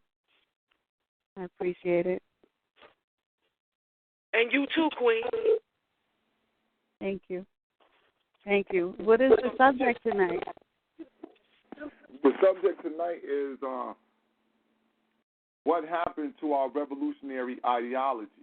That's the subject tonight. And Queen, could you say your name for the people out there in the audience? Can you say your name one time?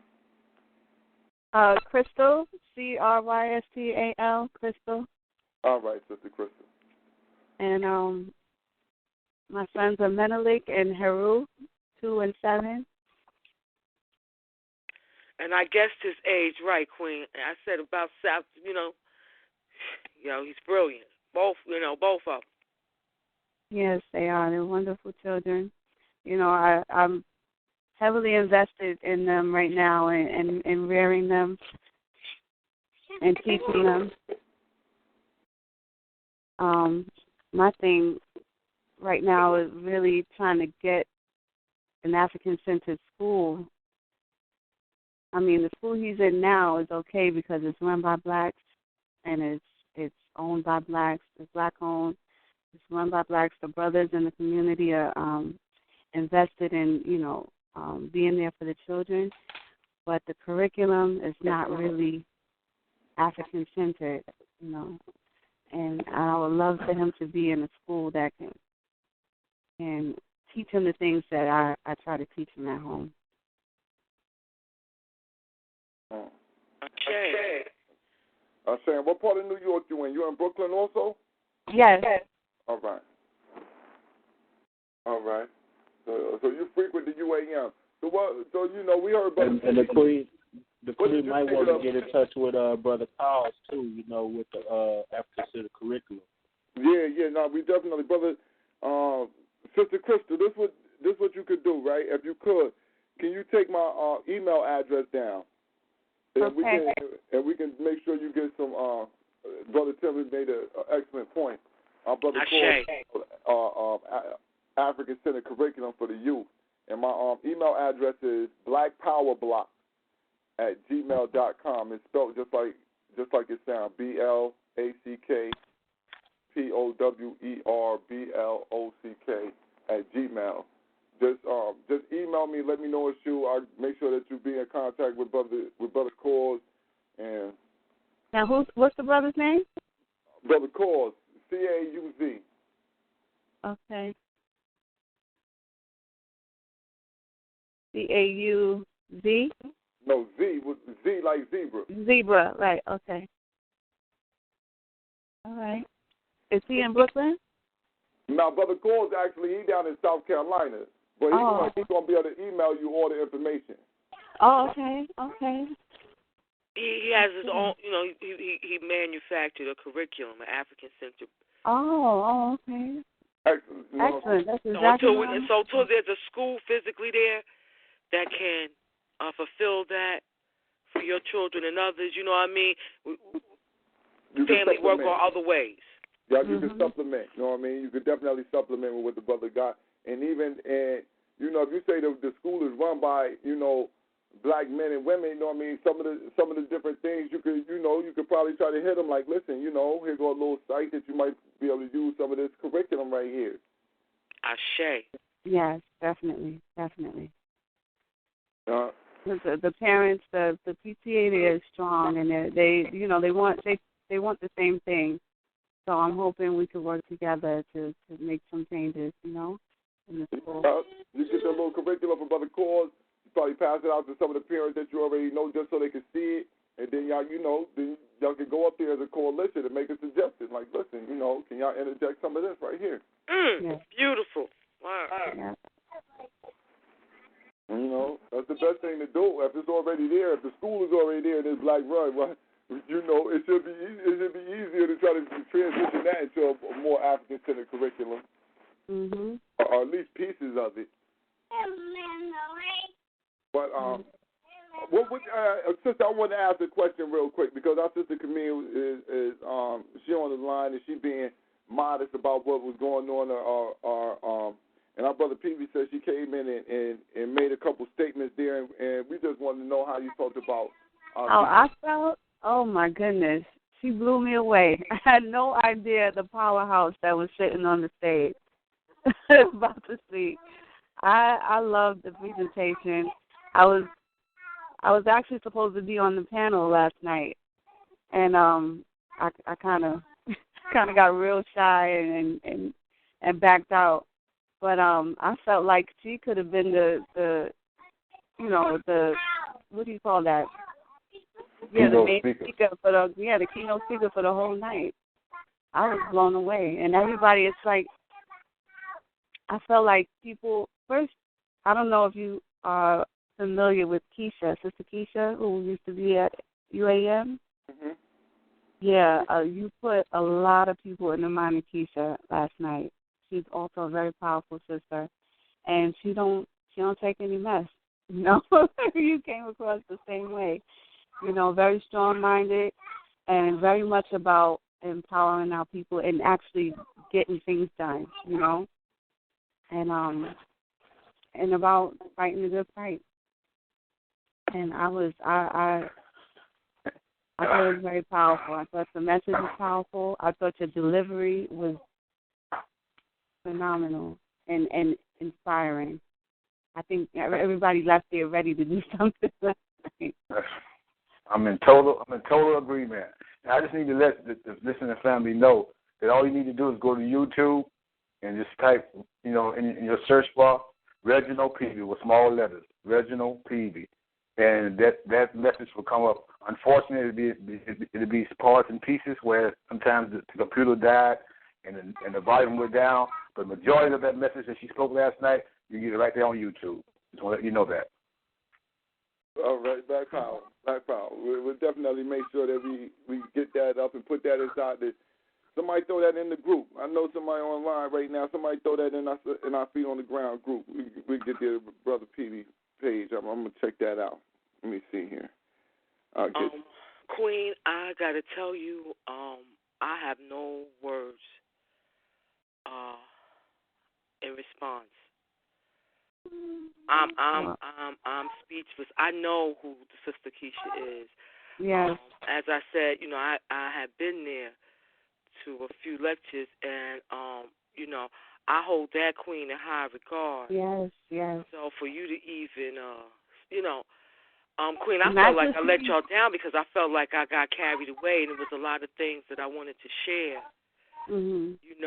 To really make it clear, that there's only one way here. You know what I mean? Mm-hmm. We can no longer waste our time with playing games that a political party's going to get it or economics. None of that matters unless we are already militarized. We have are working on undoing the mental conditioning that was put into us by going into their school systems and all the images around us. We got to come to terms that we are still in slavery, even though the imagery that we see gives the message opposite that. You know what I'm saying? It's hard for me to put it in words. But, Queen, I love you. And I love you because you are what we need. And I hope the next time that you are supposed to share your beautiful African mind, you do that with the family. You overcome that. That's because Queen, the fact that you're there means you're special, and the fact that you got your babies there, Queen, you was put here for a reason. Okay. And I just need for you to believe that, and forget believe that, know that, and act upon it. Black power to you, Queen. Thank you. Black power. Black power to you. Ain't no revolution gonna happen without the queens like you, man. Square business. It ain't gonna happen unless the queens is putting that in their babies, just like you doing. You feel me? My wife babysit her sister, baby, all the time, and we tell the baby can't even speak, but she know how to raise her hand up and say Black Power. She know how to put her fist up, and she know that mean goddamn some good shit. You did? That's what I'm saying, man. Ain't no Ain't no revolution without y'all queens, man, putting it in the babies. Because they going to kill us. They going to handle us the worst way. Y'all got to be able to see them handle us the worst way and not let it get y'all discouraged. You know what I'm saying? Yes. Remember the Willie Lynch theory says, bring the woman to the front, especially the one with the young child.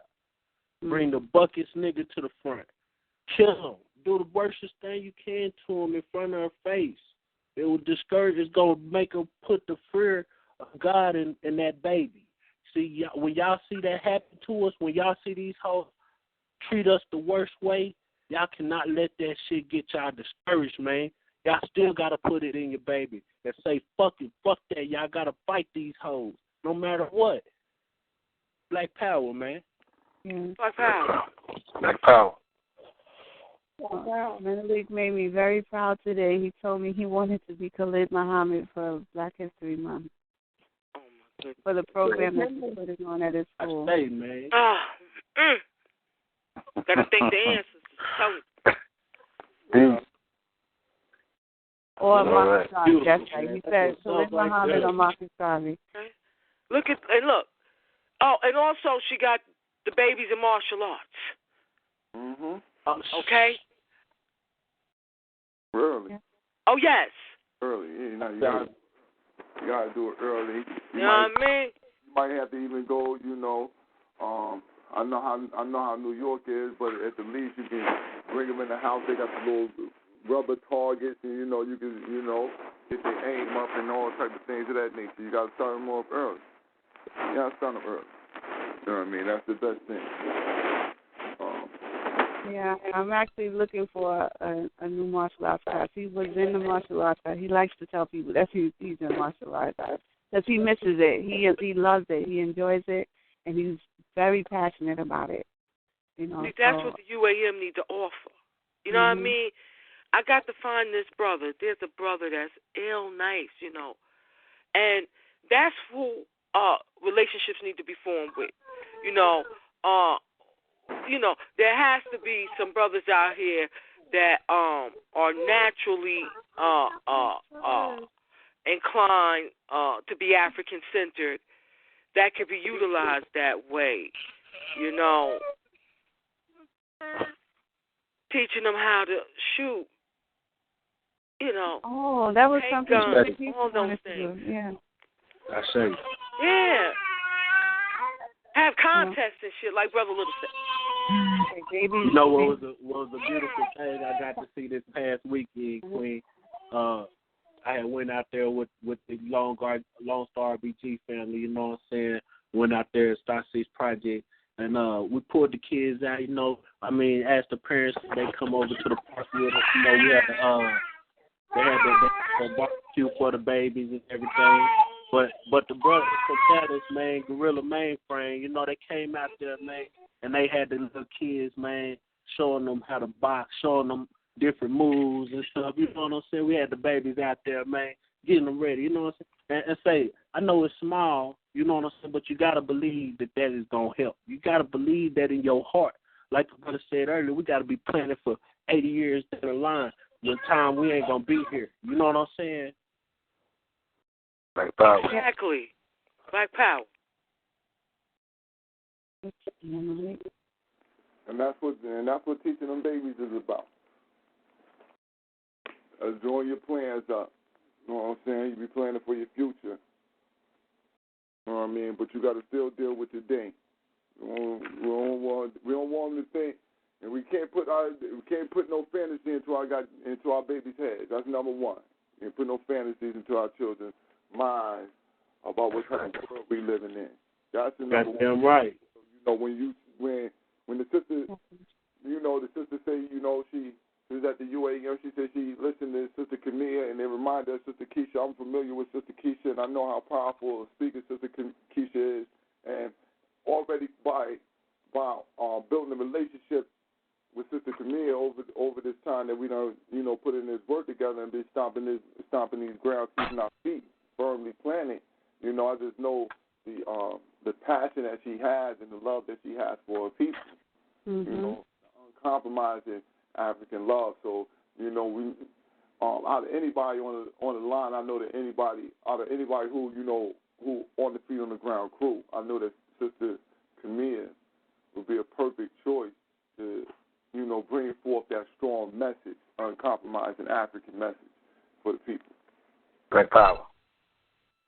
Black power. I'm sorry. So Sister Camille, I done shared that in the group. Put that in the group.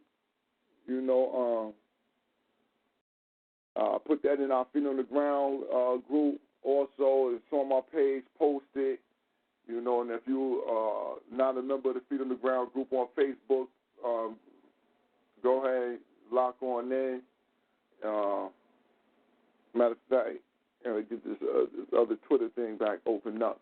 But yeah, lock on in with us on Facebook, on Feet on the Ground, the group, and you'll be able to take that video out and also get a couple of updates on shows and things of that nature, different information here and there. Okay. Now back to the question. It seems like we've been working on the question already. Mm-hmm. Just talking to our sisters. That's the number one thing. We got to build these bonds and connections. Make sure that none of us is faltering, because we know in this thing that we call a revolution, we early in these stages, rebuilding and reformulating. It's lonely. Sometimes it's lonely. Sometimes you feel like you're the only one. But we got that we can big each other up, and make each other feel good about the direction that we're moving in. But as our brother Little say, ignorance of oppression is no excuse. And that's a quote by our brother Little. So if y'all try, you hear somebody saying that, you know where they got it from. They got it from Feet on the Ground. That's ignorance of oppression is no excuse. Mm-hmm. Because we getting rocked over. So we can't look, something we're going to have to draw the line. And that's where, and all the line got to be drawn. So I thank Brother Little for that right there. Brother Little, you out there?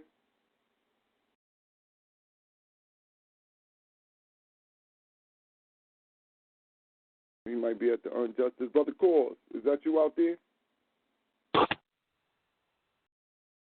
Yeah, Black Power, Brother B. Black Power. Come on in and share a good word with us real quick, man. I'd like to thank you for that statement. And can you just expound on what that means right there for the family so they can understand what it means when you say ignorance of oppression is no excuse? They say ignorance of the law is no excuse, right? God damn it, ignorance of your oppression ain't no excuse, man. Mm-hmm. You accept the one, you got to accept the other, man. Right.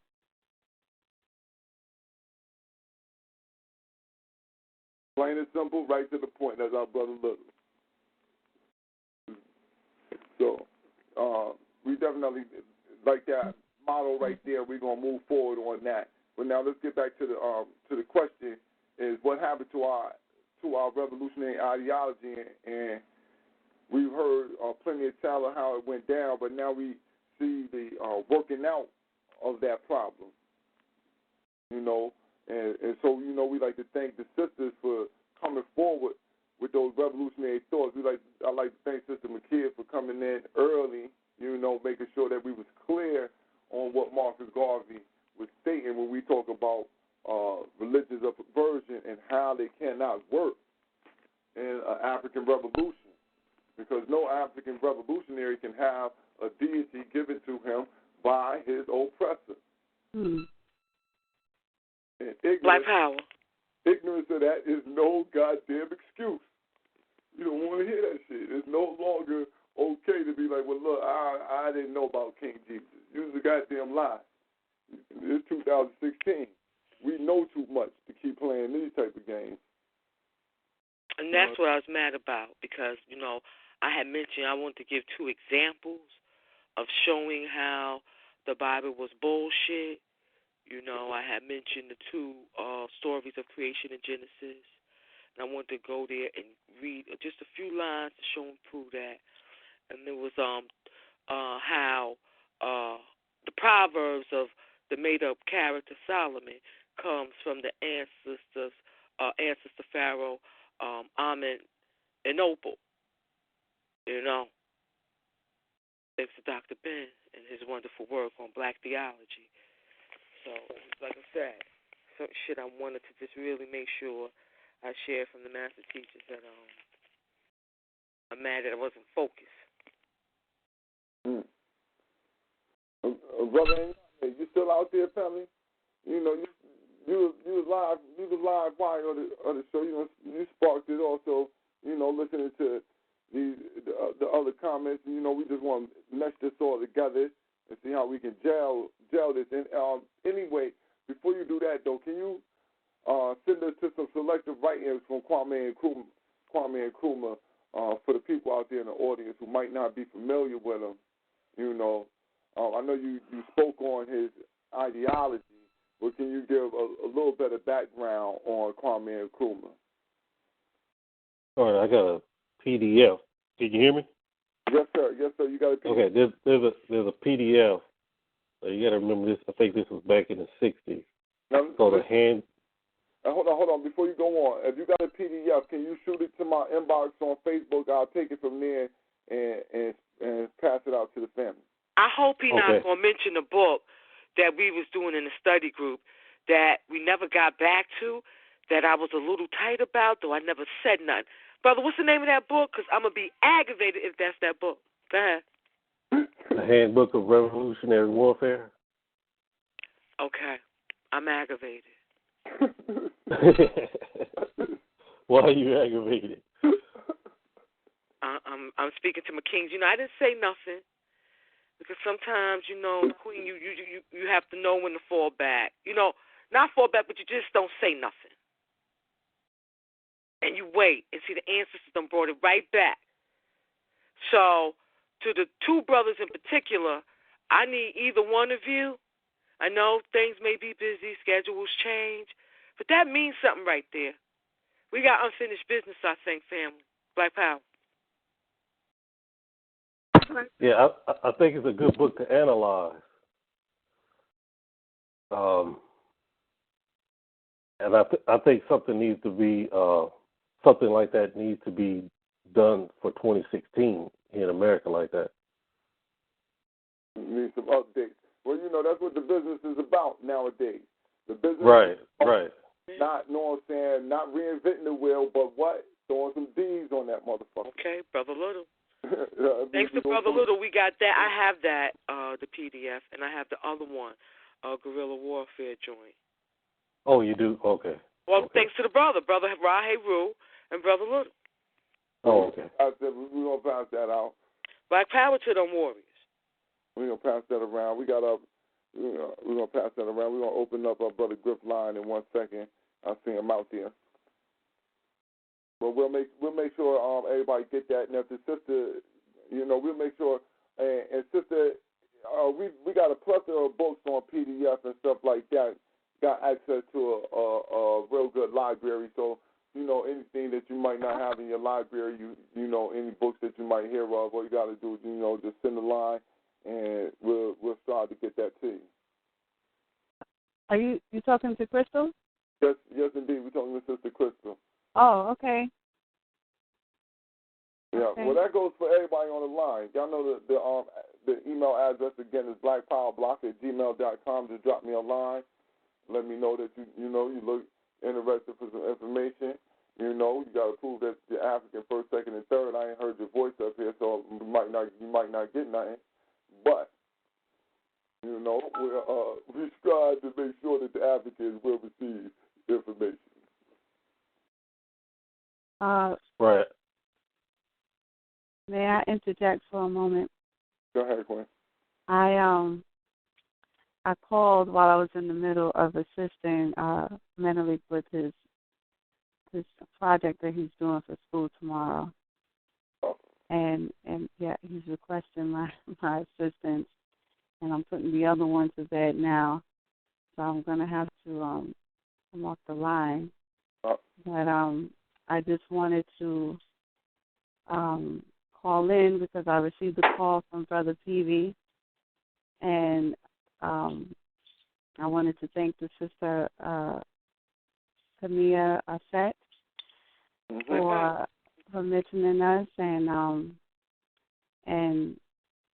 I'm so glad you were impressed with Penalise. He impresses a lot of people. But I just want to thank you all. Thank you for. Okay, Mommy's in the middle. All right. Oh my goodness. Okay. All right. So I just want to thank you all. Asante Sana to you too, Queen. Thank you. Asante Sana. Black Power. Black Power. Black Power. Send the love from the family here at Feet on the Ground to the youth. And, you know, we're glad that you're moving strong. And just to, you said I can link up with you all on Facebook? Yeah, on Facebook. If you go to, we got a group, it's Feet on the Ground, or you type that in, the group should pop up. Just come on and just do the request, and I'll see the request and I'll let you in. Okay, all right. We'll all be able to link from there. We all do what? I said we'll all be able to link from there. Oh, okay, all right. All right. Well, thank you again for tuning in. And anytime you get a chance, once we link from there, you can check into our archives. We got plenty of information and a lot of different shows, you know, plethora of information for you and for the little ones. Okay. All right. Thank you. All right. Black Power. Black Power. Black Power. All right. Sister from New York. She holding it down with the youth. We'll open up Brother Griff line real quick. But she holding it down with the youth right now, doing her thing. As the little ones in the background wanting to do his project. So that's what's up right there. Let me read through this thing. I'm trying to open up your line, Brother Griff, but I can't get it open. Just give me one moment. But, Brother NYAME, you want to add on anything? Yeah, and I brought up that book just to help us get an idea of the way that we have to move. But the main thing is we have to build relationships with each other. Like if you have to stay in somebody's house for a couple months or something, you know, there's a way that you have to, there's a behavior, there's a relationship we have to build with each other. And I think those ideas haven't really been brought out to our people. Why we need to build those type of relationships with one another in case something happens. I think that's a really good point. I've never thought about that until I read that book. You know, it got some issues in it, but it gives us ideas. It brings us to areas maybe we hadn't thought about before. I say, Brother Griff. What's good? Black Power, fam. Black Power, T. I know you've been out there in the wing, man. Back and forth, you know what I'm saying? Yeah, no doubt. It's all good. Just try to get a little feel for what your dialogue was about today. Yeah, man, you know, we're going over what happened to our revolutionary ideology. And it seemed that we, came to the consensus that, we lost it through time, integration, you know what I'm saying? A lot of pressures from the, from the outside. Mm-hmm. A lot of deaths happening. And I ain't going to say a lot of deaths, but well-televised media events. No doubt. I mean, that's what I'm going to say. Well-televised media events happen in order to throw us off from where we needed to be as in our mind state and our direction. Long, they strayed us away from Robert Williams.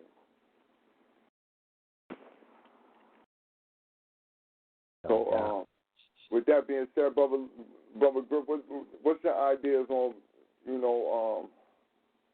what happened to our revolutionary ideology?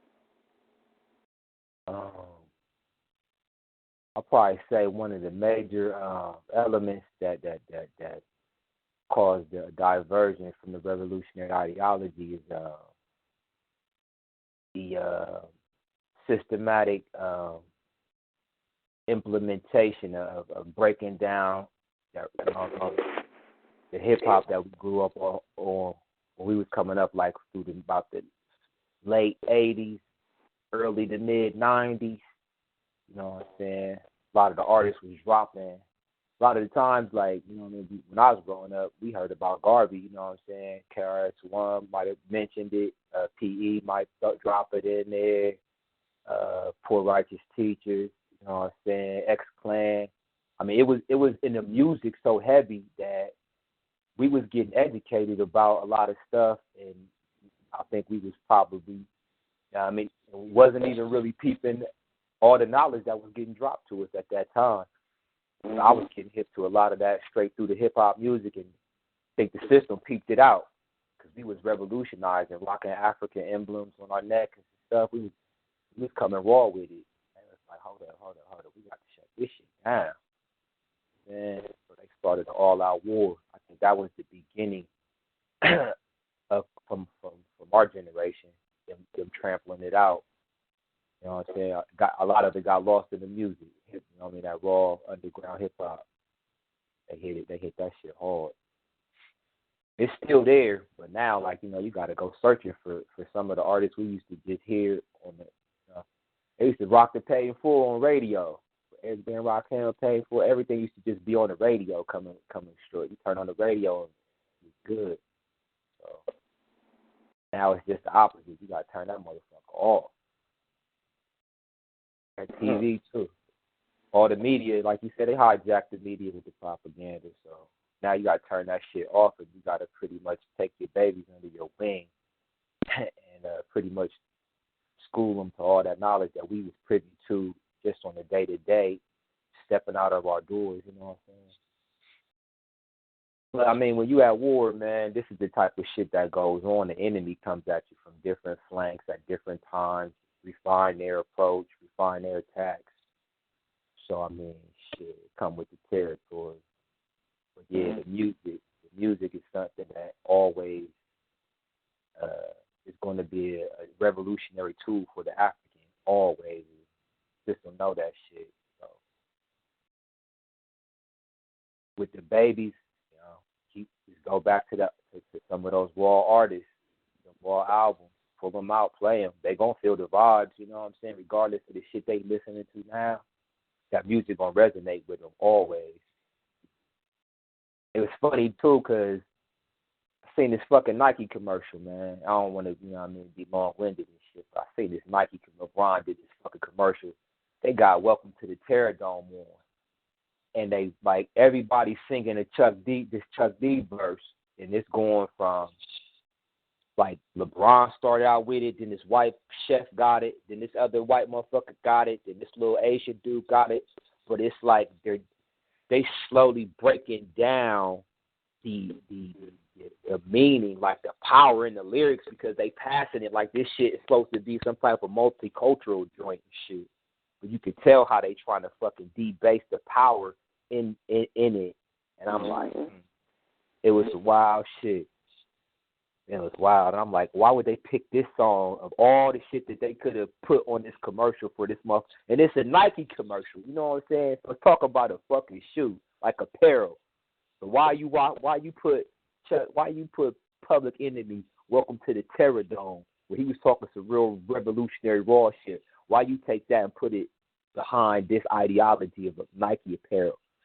So you basically took the whole vibration of the revolutionary, you know what I'm saying, element and turned it into some old fuckboy shit, you know what I'm saying? Kind of wild, but that was pretty much an example of how they hijack the music. Then you could play that shit now and put some imagery behind it and give it a whole another meaning. You know what I'm saying? Crazy. You're definitely correct on that. I haven't seen that LeBron James commercial, but the way that you described it, just the description of it being passed from one person to another, and everybody singing the lyrics, that is that's the telltale sign of multiculturalism. You know what I'm saying? Everybody is one. And that's that big melting pot. That's in order to get everybody together. Once you all think that y'all one, man, we got y'all wrangled in. You know me? Yeah, man, we got y'all wrangled in. Y'all just one sheep. And then with the revolution, with us, man, we got a specific set of issues and circumstances that's only geared for African people. This shit is not for no, you know what I'm saying? Not that you can't, identify, but, we ain't looking, I'm not looking to, unify, because, I know you don't overstand it. Like other races, to a great degree, you can sympathize with some of the elements, but holistically, I don't believe, African liberation is something that you necessarily interested in. Not even should you be necessarily. But what these other groups don't understand, from my point of view, is until the African get free, the whole planet gonna be on lockdown. Because we the original, you know what I'm saying? We the first, and we the last. And when you get civilized, these are the people who brought civilization to you in its essence. And until these people are allowed to be able to walk a path again and give to the world again a new civilization, the whole world gonna be stuck in darkness, man. Until we enter, and I don't know if nobody gonna allow us to do nothing, but until we make our path. No doubt. So until we make our motherfucking path, and sometimes you can't. Sometimes the throne don't get passed down to you. Sometimes you got to take it. Sometimes you got to take it. And just to give you a quick example, you see every time we do some type of fad, whether it be with fashion or whatever, the whole world clings to this shit. This shit goes global. Every time the African man or woman do something, you find the whole world doing this shit. You really, other than the European with his bullshit ass, fuckery, you really can't say that about no other group. But listen, right? I hear that, right? And I started to think about that. I started to think about that hard, right? And I'm telling you, right? You gotta hear where I'm coming from. I started to think about why our image is placed all over the globe, right? And given to everybody, and they push it on everybody. Because the only way you get it is through media. Media give it to you. The images are given to you through a certain venue, whether it be television or newspaper, you know what I'm saying, magazine or whatever. You feel me? It's all some type of media, right? So that's how they get the image. Because a lot of people never even see African who kidnapped African living in America, one of these new Africans. A lot of people ain't never even seen a new African. But in China and Beijing, man, these jokers, I seen the Wu-Tang go over there, and the motherfucking agents who can't even speak English knew the words to the motherfucking Wu-Tang song. There's only English they know. It's the Wu-Tang lyrics. No doubt. Right? I said, damn, that's interesting as hell. But then I know what they did to us, right? And I said, we are the product of the motherfucking beast. And the images that they ship across, that ain't the image of no real Africans.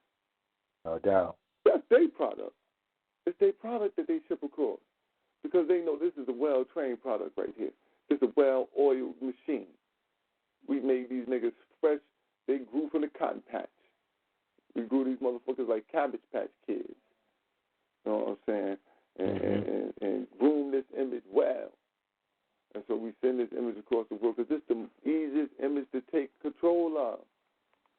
It's the easiest image to take control of. It's already set to give me the power. You get all these people, you get them all acting like not no real Africans. Want no motherfuckers Don't want no, you know what I'm saying? They ain't even act like no real actors. Nah. They don't want no goddamn college over there. They ain't flashing no image of God. Well, the people they ain't flashing no image of, not even Garvey. They ain't doing that. They ain't flashing no images of that. No. They give you get Snoop Dogg, though. You know what I'm saying? Al Sharpton's face all on the TV screen. You know what I mean? But when we talk about images, most of the images they give are the entertainer images, the entertainment. Them the images that they getting entertainers who getting paid to entertain you. And they getting paid by a certain group.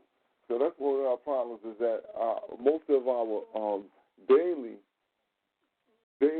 cultural practices are shaped by the fucking small hat through his media venue, through the real Atlanta housewives, through that shit. That's where it's shaped.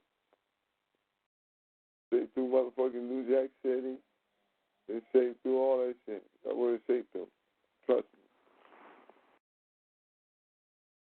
me. Do you think like with some of the artists that came out that was, you know what I mean, during the time like you know what I'm saying, for the early stages of hip hop and shit, some of them are you know what I'm saying, revered on a global level as well. I know a lot of the hip hop artists that came out when we was coming up, they got to go overseas in order to kind of make money, where there's a higher demand for that music. You know what I'm saying? Yeah. So indeed, their image not pumped. Now you right about that. People like De La Soul. I was seeing a documentary on De La Soul. Right now I'm like, yo, what De La Soul doing? I ain't heard about them doing nothing. And they like, man, we've been overseas touring for the last 10 years.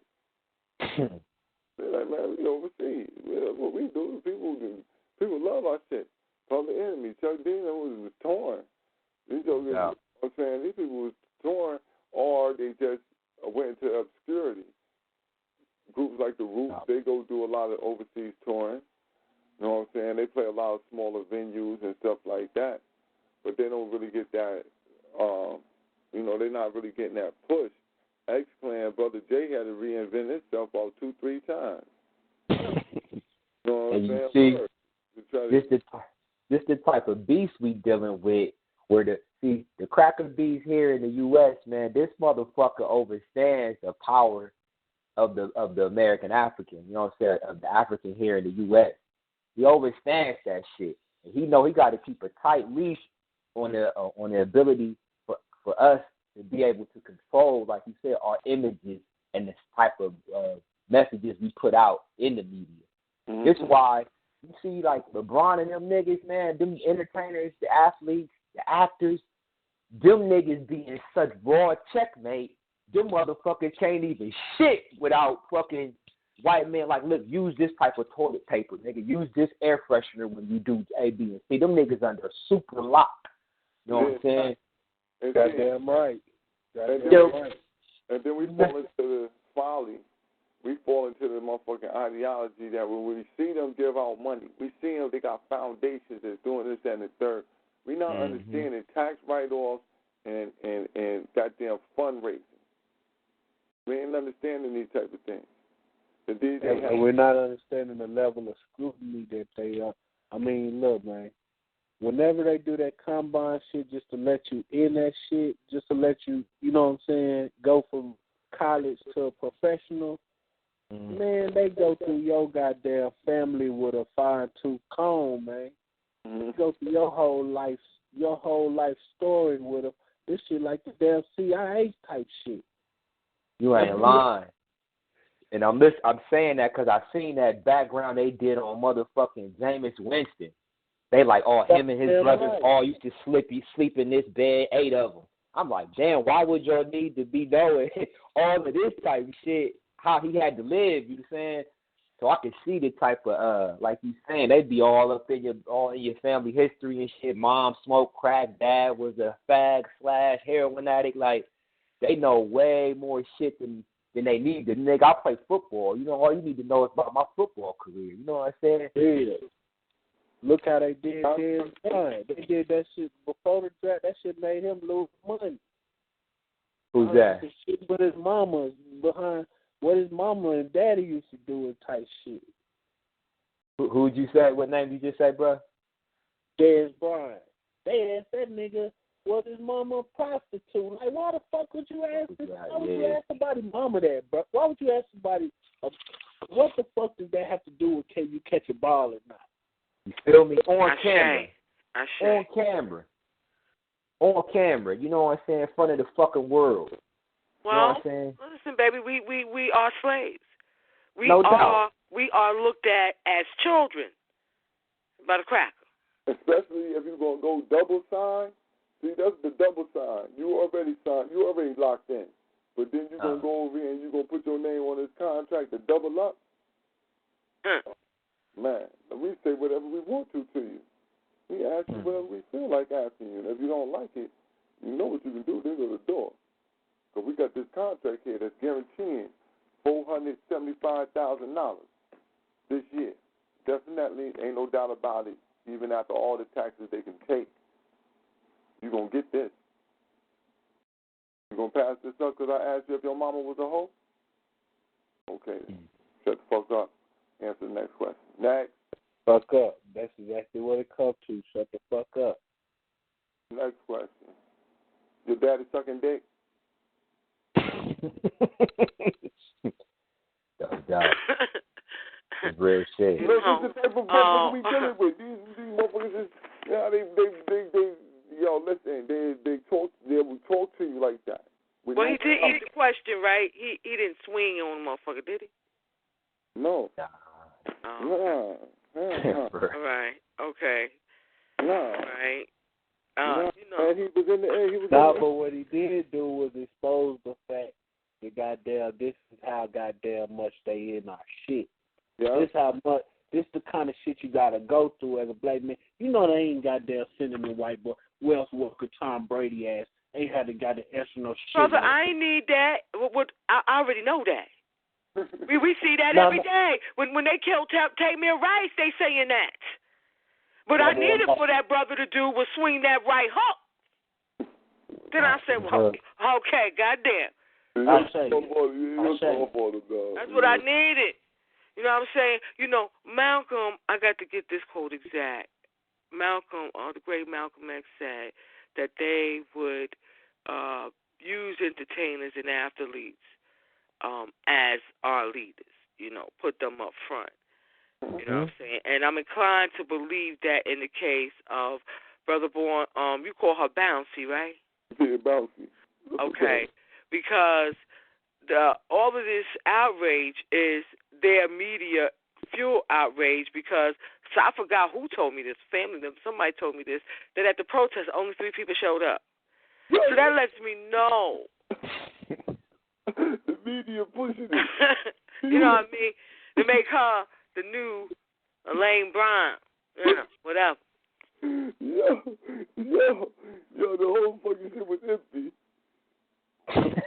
There was more news people there than anybody else. There's news people all over the place. There's more people who want to see the protest. There's more people who want to see the protest than protesters. Yeah. So it's the media. Like they put up pictures, showed you. They show pictures, right? They go and protest Beyonce, but they show pictures of hundreds of white people. They put the little articles up on the internet and shit. You look at the article, there's a picture up there, gonna be a protest against Beyonce. And you see 100 white people up there. You're like, oh shit, white people mad as hell. What the hell? There, white people ain't mad worth shit. Now listen, this shit just happened a little while ago. They ain't talking about, remember they was talking about they couldn't find 45 mad white people in New York. Man, with 3 white people mad, man. 3 white people mad. That shit is raggedy. 2 million from America. 2 million from America. There's two motherfucking immigrants. 2 immigrants and a wasp. Oh shit! And should have took they simple ass home. Gang of cracker Jews with cameras. Gang of Jews with cameras. Okay. How much they got paid? $100? They thought something was going to go down. We don't like that. We don't like that. Yo, the media trying to drum up a goddamn protest. Now listen, man, I'm telling you, look, that go boy, dude. What's this CIA agent? What's his name? Let me get his name right. Dude said with everything he said, we know when our counterintelligence program is working, but everything the American public believes is a lie. Hold up, let me get this real quick.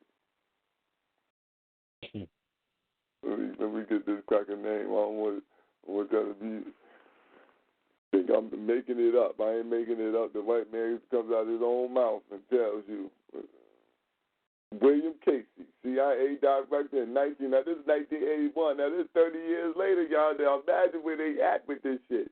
He said, we'll know our disinformation program is complete when everything the American public believes is false, which just basically means it's a lie. CIA director. Now, so tell me again about this TV. That's a military program. Television is military.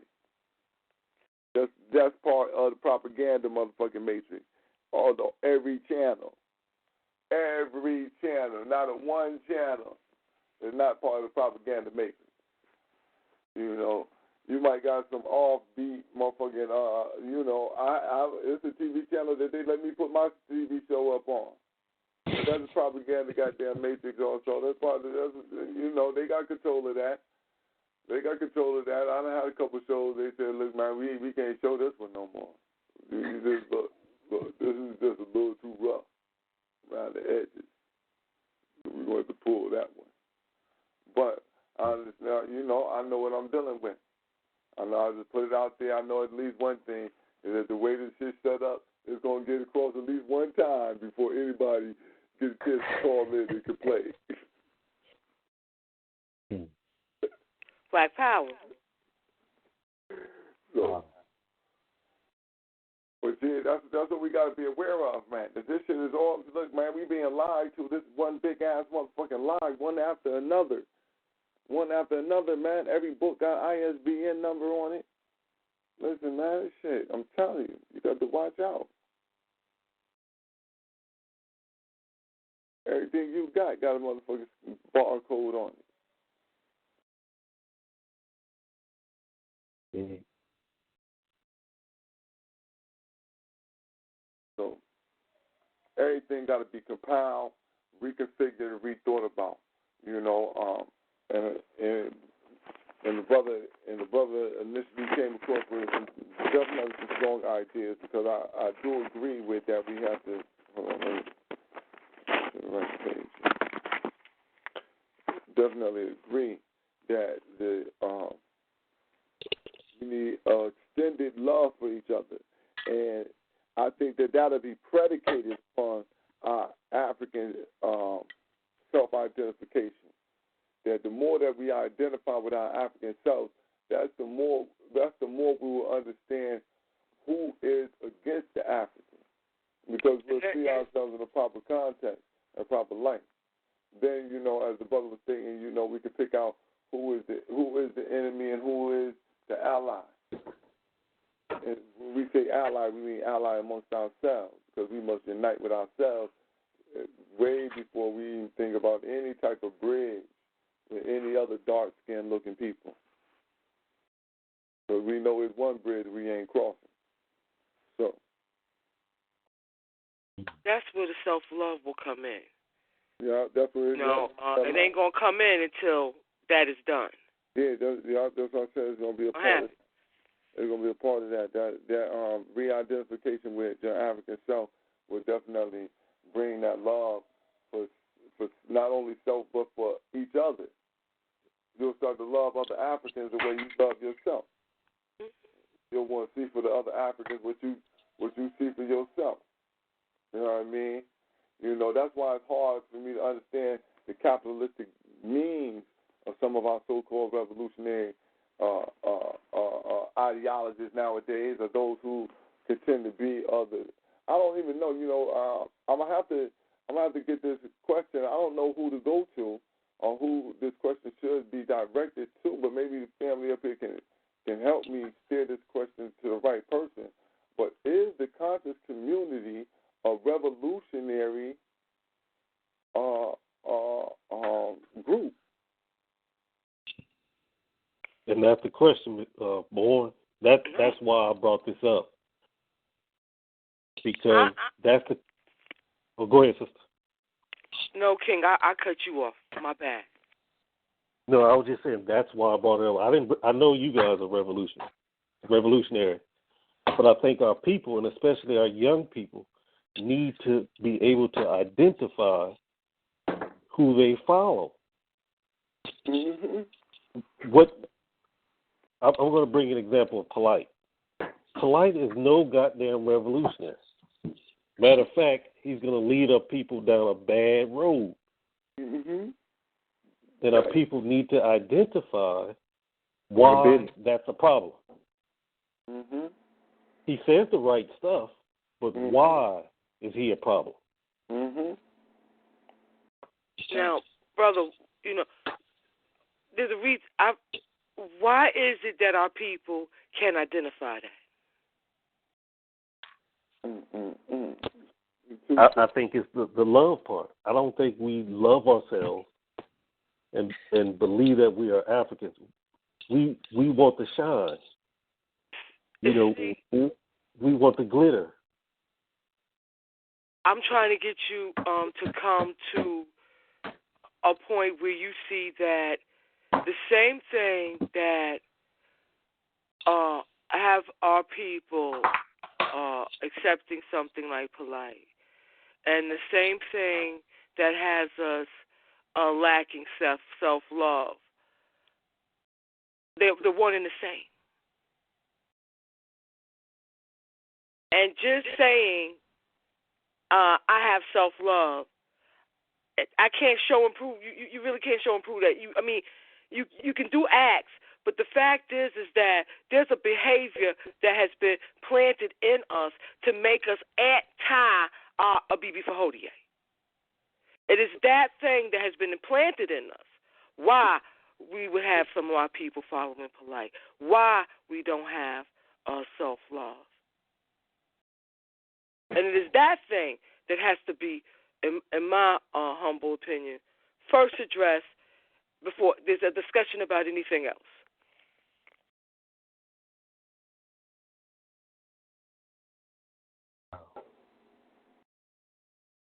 Right, I agree. What do you think that thing is?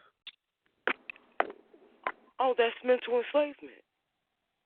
That's the program that has been implanted in our psyche from day one. And it's been a successful program. And all of the master teachers speak on it. They all have identified it as being our etiology. The first thing that must be addressed. Because everything else is going to fall. You're not going to be able to identify the charlatans. You're going to have jealousy breeding in the organization because of self-hatred. Behaviors that you can't even control. You won't even realize it, that you're acting in this fashion. Mm-hmm. And in terms of, they ain't no goddamn conscious community. That's acting like white people. That's believing in shit that ain't real. And I'm not going to do that. It's nothing more than a slogan. I say. Yeah, I'll break bread with that. And then, I also say, there's no infrastructure. There's no infrastructure to it. So how could it be actually something to it? Not a real thing. It's like, the bottom line is everybody ain't going to make it. So you're going to have a lot of motherfuckers just get ran through. That's just the bottom line. And this shit is greasy, man. When you in a war, this shit get greasy. So a lot of people want freedom without sacrifice. So to fuck with a motherfucker like Polite or Oswald Bates, that tickles to people's fancy who don't really want to get greasy and necessarily have to get on a military type of front or have a direct confrontation with the beast. So you get people who look for the path of least resistance. So they'll start fucking with people who, poetry slam night on Revolution and shit like this, which ain't nothing wrong with it if you can use it to propagandize the message and get the people to get in a mode of operation where they get ready to engage. But when you just doing it for motherfuckers feel good and then people making money off of it, you see what I'm saying? This is what happens. Motherfucker really don't want to go head to head. Who really want to? First of all, if the police come in your community and shoot one of your babies, motherfuckers is supposed to mobilize, especially if this shit happen more than once. I mean, there shouldn't be no question about, nigga, we're going to get some of our strongest warriors, and motherfuckers is going to strap up. And when the boys come in here with that bullshit, we letting loose. You know what I'm saying? But brother, it is. But brother, it is. What you mean, sis? But that's what goes on right now. Yeah, I know. Okay, so mental slavery's real. Yeah. I'm feeling you, but I'm saying that shit. You know what I mean? Because if my son or my daughter or any motherfucker that I know personally within my community, that shit happens to, you know what I'm saying, we mobilize. See, I could tell you that's a mental slavery comment. Why would you say that? Because only a mental slave African sees himself in such a small fraction and not see every African as his daughter, son, his people that he grew up with, even if he don't grow up with them. Okay? Yeah, that's mental enslavement. King, hold on, King, let me finish. You don't see yourself as a nation, as a whole. Now, I'm going to go back to the damn line. Because 2 lines, 2 different prides.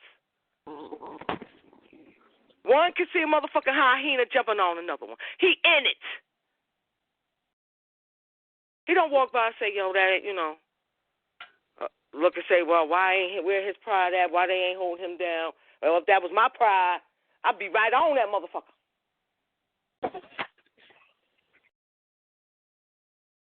All of us are weak as hell. We got to own it. That's not what I'm talking about. Then we can start doing something about it. But sis, that's not what I'm talking about. Because I'm not in New York. You know what I'm saying? I'm not in Dallas. I just gave you an example why that's mental slavery. Your comment to me. Yeah, I hear you, but you taking my comment out of context. I don't think so. Because I do see those people as my family. Those brothers and sisters as my family. But I'm not directly in that geographic location. So I can't just run up and mobilize over there. You know what I'm saying? Right. So when who said run up? Listen, hold on. You can't mobilize. I'll even say, hold on 1 second. Please, sister, come here. Let me get in real quick. Because I don't really think that that's a comment directly at you, Brother Griff. It's directed at everybody. Because, like you said, it's that mental enslavement that has not only you but me, everybody else, where something happened there, and we like, it's happening there. It ain't happening here. I say. You know what I'm saying? That's all of us doing that. That's not just a Brother Griff. That ain't just what you saying. A lot of us say that same thing. Well, if it happened right here, you know what I'm saying? You know what time it is, man. We're going to mobilize. It's going to pop off. There's people who live even closer, who didn't do the same, who didn't do that, who live right around the corner. Who live right around the corner from where somebody who they know there was they man's man. You feel me? And they was like, yo, nah, man, they live right in the town. It's like, man, well, look, that ain't happened to, if that happened to one of my family members. Now it stopped being if it happened to somebody in my neighborhood. It turned to, but that ain't happened to one of my brothers. That was my sister. Then when it happened to your cousin, that was my sister. That was my brother. God damn. That's a totality. That's a thing that's going on in us as a group. You know what I'm saying? And that's part of the mental indoctrination. That mental enslavement. That's part of that program.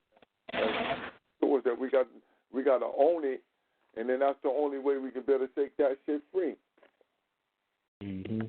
Dr. Amos Wilson, Black Power. And I'm feeling you, sis. And I ain't gonna even say like, you know what I'm saying, some brothers didn't mobilize. Maybe the shit didn't get, you know what I'm saying, televised or didn't get no media play. But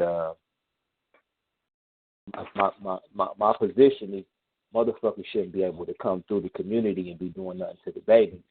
That's the last. That should be the last resort right there. But like sis saying, the shit's happening, and you know what I'm saying, the backlash seems to be minimal. So, you know what I mean? Niggas need to step their game the fuck up. Cause should nothing be happening to the babies or the women, and the men ain't doing shit, that's weak. We need to step the game up.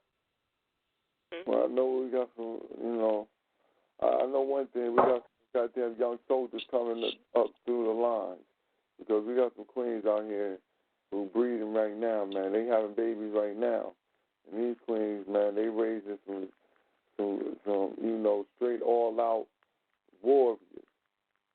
Straight all-out warriors being raised up right now. That's the vision, you know.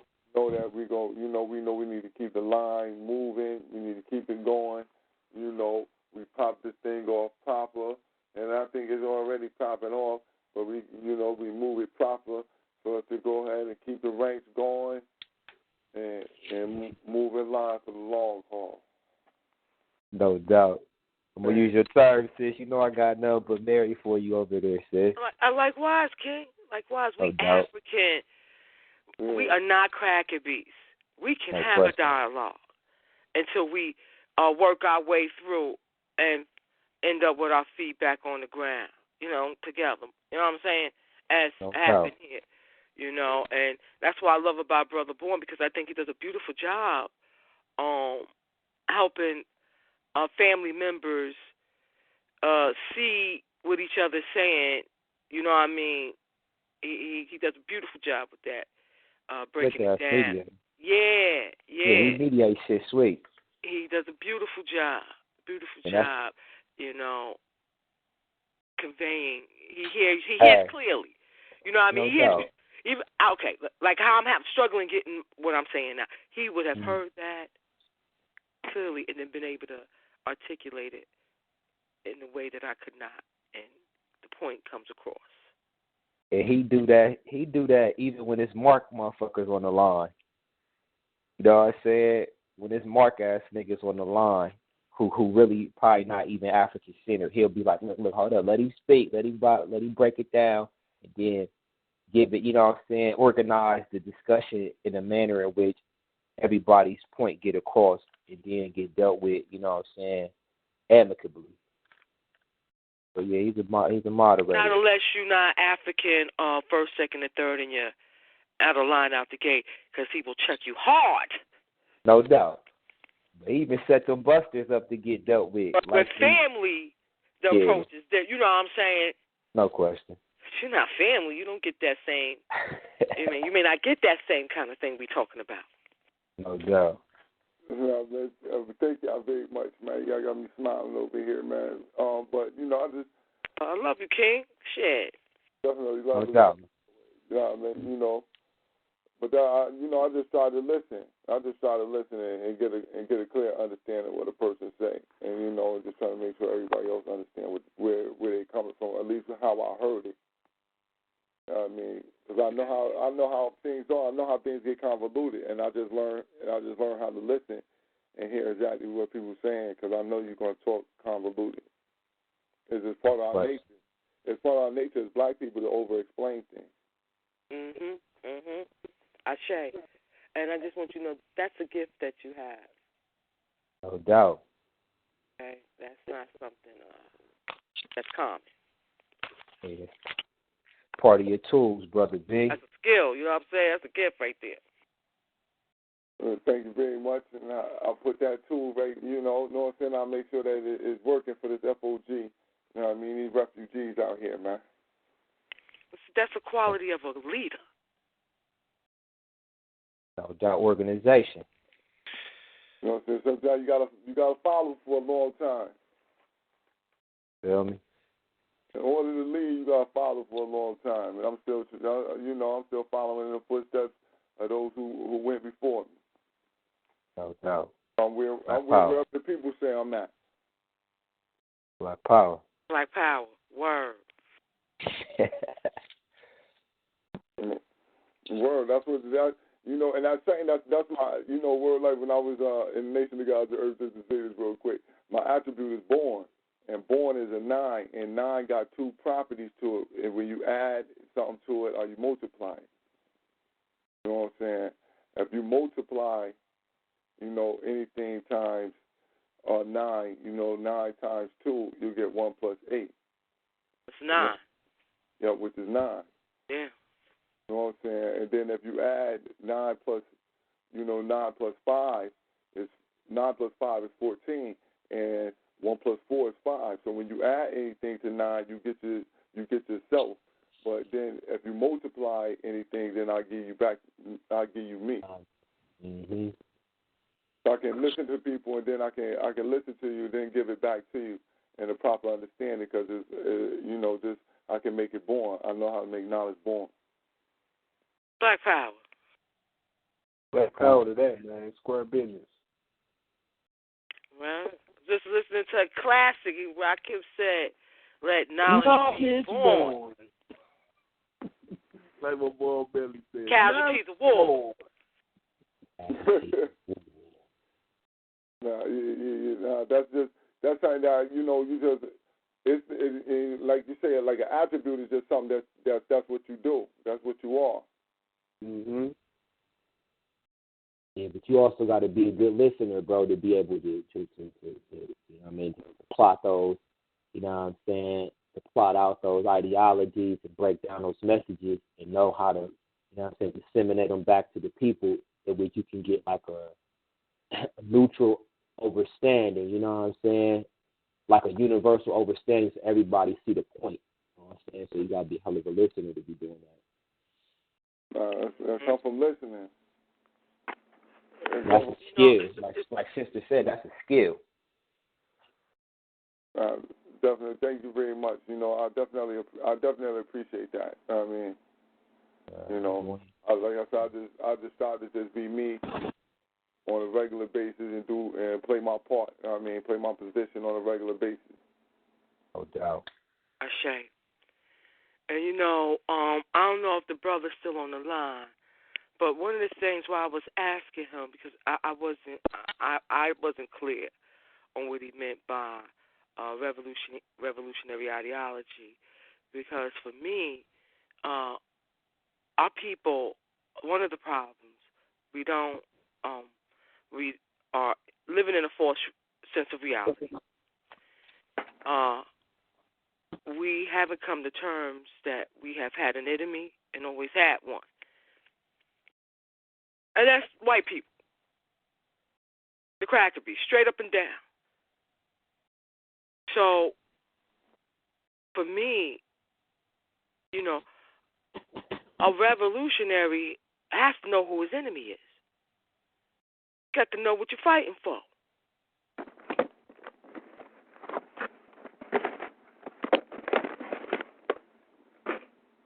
Yes, I'm still on the line. Damn right. Although the brother Yami is still on the line. Yeah, I'm here. I want to add on to your comment, but go ahead, brother Yami, if that was you out there. Yes. Can you guys hear me? Yes, sir.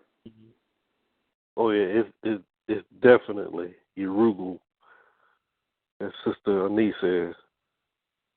But you have to be careful, because his spirit is also in people that looks like us too. Mhm. So we have to be able to recognize when our own people come grinning and smiling in our face, but they're trying to exploit us because they have his spirit in them. We all do. Right, I agree. We all do. We can't purge it till we see it and identify. on some real shit. Whitey and everybody.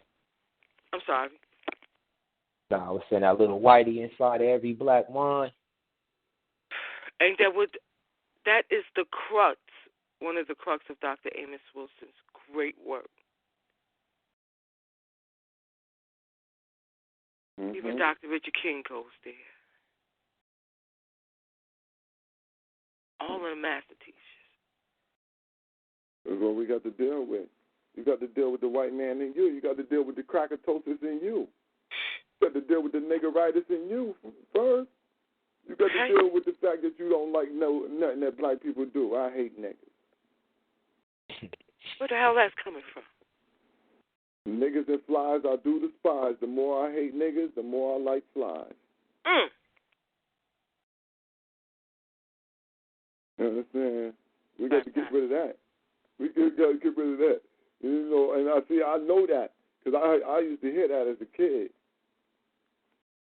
I used to hear, you know what I'm saying, my people's from down south. So I used to hear them say that shit.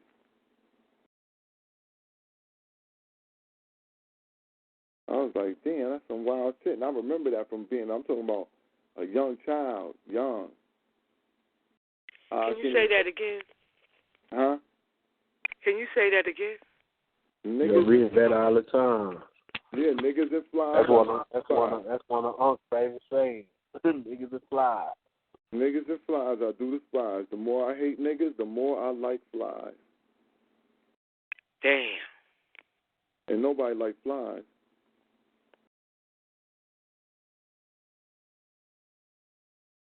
And you know that's something that. And look, brother Tim, you said you heard it before, right?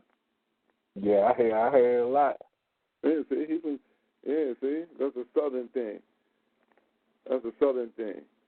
Word life. I ain't hear it. I haven't heard it from people up here too much. Not even older people. But I know some southern people who they say that. Just put the cracker beast and remove flies and put the cracker. Yeah.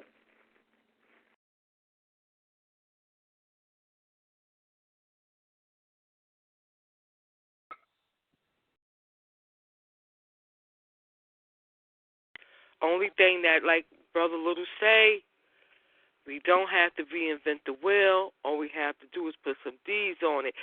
All we got to do is put into application the work of the master teachers. Mm-hmm. Internalize that shit. And grow some, and we got to get some goddamn heart. I'm telling you, man, we got to get life. I don't know where the fuck, I don't know where the Cowardly Lion got his heart from. We might have to rewatch The Wiz or something. Nigga, we so crazy. We might have to go to look, I'm telling you. But we got to figure, we're going to have to get some heart. Or it's just going to be a whole generation that, look, man, is going, look, you better make some babies now. Make sure you stay here. Because it's going to be a whole generation that just get white. You know what I'm saying? And they've been working hard at it. We done, listen. Look, revolution. I'm gonna tell you something that we definitely need to be on is goddamn making sure our women do not fucking participate in Planned Parenthood, man. These motherfuckers are backdoored us with all types of shit about our motherfucking lives, and they done fucking killed millions of us through making it. And then made our sisters feel guilty. Mm-hmm. Then made our sisters feel guilty. But by telling them that you can't afford this, you already can't afford this one, and we ain't letting no man be with you.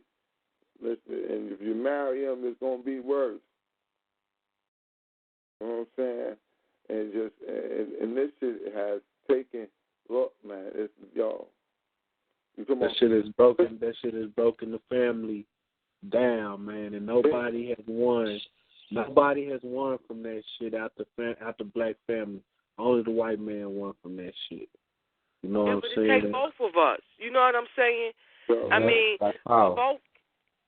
both the Man, both the man and the woman, both that African king and African queen, got to wake the fuck up, realize we at war, we need our motherfucking numbers. You know, it should matter that 23 chromosomes of yourself is out here. Man. Okay?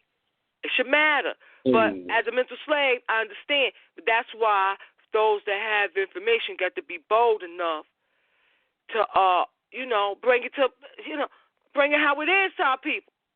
Yeah. We got to end Planned Parenthood. That is an act of war. Yeah, exactly. That's an act of war. Anybody who's talking about they okay with Planned Parenthood is anti-African, man. I say. We got to put the pressure on each other. Brothers, you know a king out here, planted his seed in the heaven and shit. You got to make sure that queen had that. She harvested that. Sisters, you know a queen out here with a son ready to rise. You got to let her know, goddammit. You got to have that. So that may mean we have to help her out. Mm-hmm. Help them out. Because it ain't her, them out.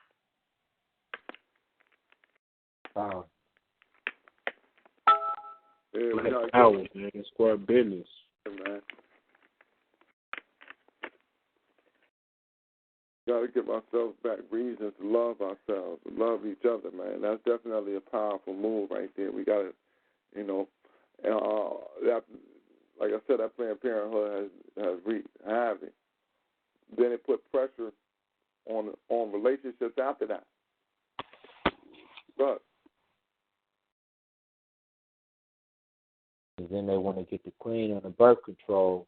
That shit sets off a whole another set of health issues. You know what I'm saying? It's genocide, man. It's a motherfucking Holocaust unseen.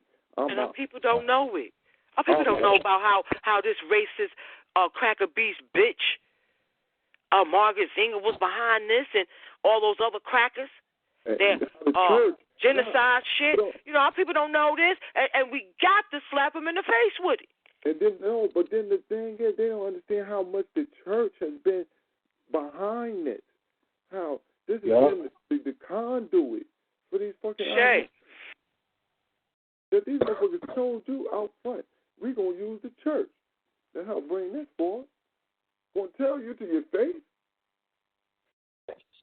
Tell us to our face. We're going to use them to bring this forward. All this bullshit, we're going to give it to them through Jesus. Another reason to throw that shit in the garbage. Remember Margaret Sanger said she needed a good pastor, a good preacher, a good black preacher to spread her philosophy. Mm-hmm. Hey, she took, listen, that's plantation magic. For business. Took it straight from the plantation. Ain't that what the cracker did? Yeah, she knew already. Found a good nigga preacher. Yeah, they already done set us up on Jesus, so they set us up on this shit. So now the man who can convey all the messages is not nobody who understands the political system properly. It's not him, not nobody. It's the preacher. It's the man got us shouting up and down every motherfucking Sunday. The one close to God. He's going to give you your ideology and who you're supposed to be behind. You can't have a motherfucking pig-foot eating ass preacher telling you what the fuck to do.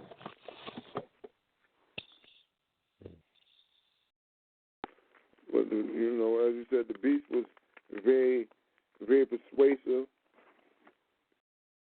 in his moves.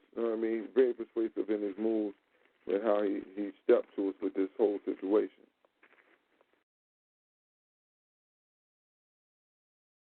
And so somebody said it earlier, the vast majority of our people don't even know this. I mean, to you guys, it's simple.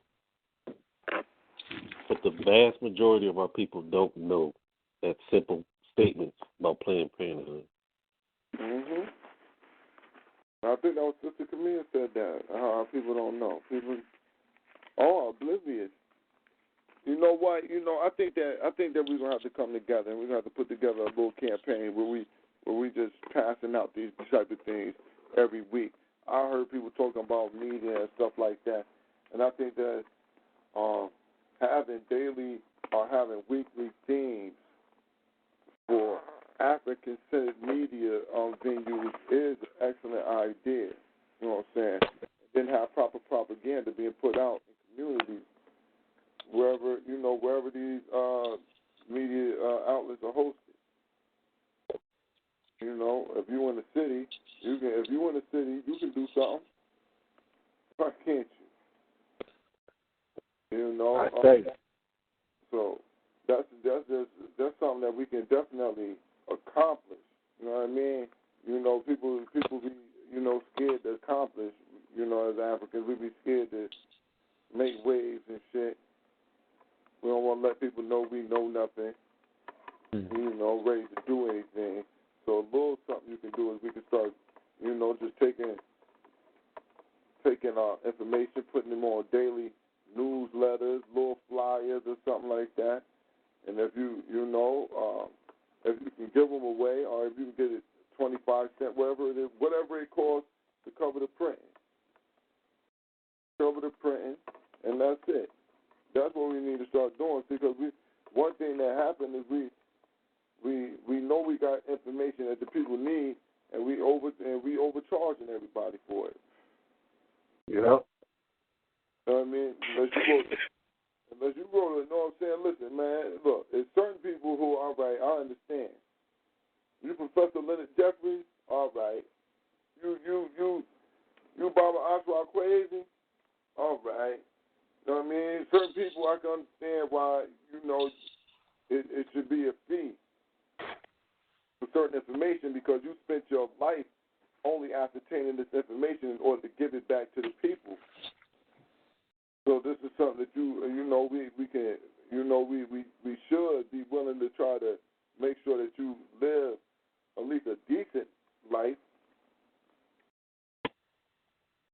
But a lot of people in the community. But I feel that, see, they brought information to us that was hidden. If you're regurgitating the works of the masses, why are you getting paid anything? Real shit. Why are you not giving the glory to the master teachers and saying, you here sharing? That's what you're doing. That's what I do. I ain't bring nothing, ain't none of this mine. I'm sharing what little I have digested thus far, of the few works that I got of the master teachers. Nothing more, nothing less. That's what we all do. So not unless you're doing like they did, Hey. Right, and the shit is dangerous, man, because that shit got our youngsters want to aspire to be a goddamn lecturer instead of goddamn. See, look, man. Goddamn. Lecturer instead of an actor. Man, you know what I'm saying? Look, man, it's a thin line between the conscious shit and actually being a revolutionary, my nigga. Goddamn, and they over there, they not there. You feel me? Like Brother Boy say, conscious just mean to wait. See, motherfuckers want to aspire to be a motherfucking lecturer now. Instead of getting out and doing what the motherfucker talking about. Okay? Because I have no problem going to the abortion clinics out here with me or wherever and taking them newsletters that Brother Bourne talked about, going to the bus terminals and shit where I know my people at, and passing that out. Already. Okay? Mm-hmm. None whatsoever. Yeah, something you're saying, what I noticed is that a lot of people, they're not inspiring people with their information. See, one thing that you notice about Khaled in particular, is that his information was inspiring. He was using master teacher's information, but he was inspiring you with the information to do something. As how the sister came on and said how Sister Camille, after she left there, she said she felt like, people in the crowd felt like they had to, like, look, man, you got to do something. Can't do nothing else, but you got to get something done after hearing Sister Camille talk. That's to inspire. She's not just regurgitating information that she heard from the master teachers. She is taking the information that she's gotten from the master teachers, placed it into her own, into her own, she's taking it, digested it, and is giving it back to the people in the mannerism for them to do something with. She's giving it, a clear understanding that this is what this is. That's what inspires people, is when you're able to do that with the information. And that's something that people need. But, glorified regurgitators, master debaters are masturbators. These master debaters, or whatever you want to call them, is jerking off all over the place. A shame. For a minute. Ain't got the decency to wrap it up. You don't know what they is. Just jerking off everywhere. Masturbators or master debaters. Which one are you? That might have to be the topic of the next Think Tank Thursday. Masturbator or master debater? Oh, that's an excellent topic. Which one are you? To frame that right. Which one is you, man? What's going on here? I'm gonna tell you, family. I'm upset that I didn't shout out the Queen's store. Her keychains. I'm mad at myself for that. And every time it was on the tip of my tongue, something was said that hit me in the back of my neck. You know what I'm saying? Got sister tight and shit. But no excuses. I have to train myself.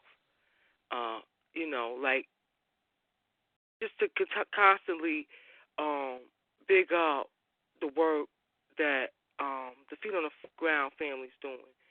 From Brother Bourne, Brother Tim. I mean, look how you laid it on the line again. Malcolm X's birthday. Look what you did, King. You know what I mean? Put it out there. That is inspiring. All the family, Brother Raheru, Brother Minkara, Brother Little with the Kemet, Brother Bourne, you with your store, giving the people information, putting that African symmetry out there, symbolism, not symmetry, symbolism, through the things that you're offering the people. You know what I'm saying? That's powerful. There are babies that are going to walk by and see you, Brother Bourne, see what you're putting out there. Those images will stay with them. It will awaken. It will fight the fucking program. It will. Brother Calls with his curriculum. It will fight the program. Him and his queen. You and your queen, brother. You know what I'm saying? So, Feet on the Ground, family, I want to be disciplined enough that whenever I have the chance, to just acknowledge the examples that all of y'all set. You know what I'm saying? Each and every one, educating your babies, all that.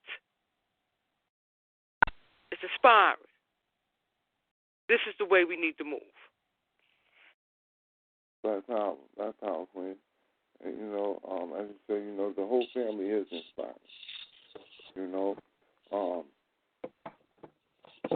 Couldn't do it without each other. That's the one thing, is that we couldn't do it without each other. Everybody puts each other, and everybody make sure to keep each other in the good thought. And that's something that we do. We built a camaraderie where we think about each other in a good way. So when we deal with each other, we speak to each other like that. Because we know we're African.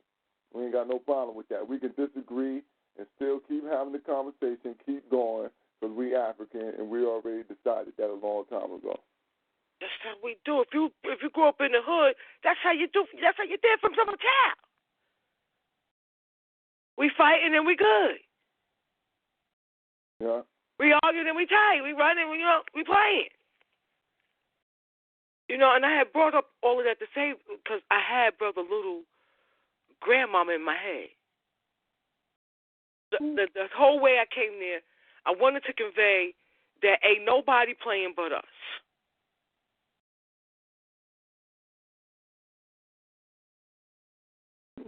Ain't nobody playing but us. Mm-hmm. Have to realize this shit here. Yeah. Before it's over. Before it's over. There ain't no motherfucking guarantee on this. Ain't no guarantee. It's going to start all over without you. But this should have started all over without you. But then, let me see a couple of the points that have been made tonight. It's definitely we'll have to make sure that we playing our part a little bit harder in our communities to inform the people.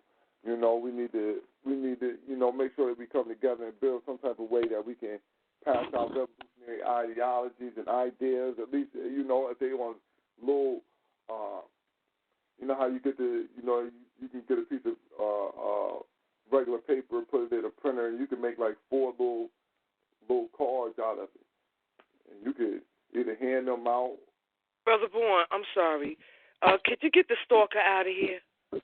Got the stalker inside the room? Yeah, the pathological stalker, man. All right, we about to end the show. We can jump on. Damn. We can jump on his head in a hot second. Thank you very much. I'll get that. Get that. There's tight. enough theft going on. That's what sharp knowledge charlatans do, by the way. But he'll go sell it. You know what I'm saying? Perverted and shit.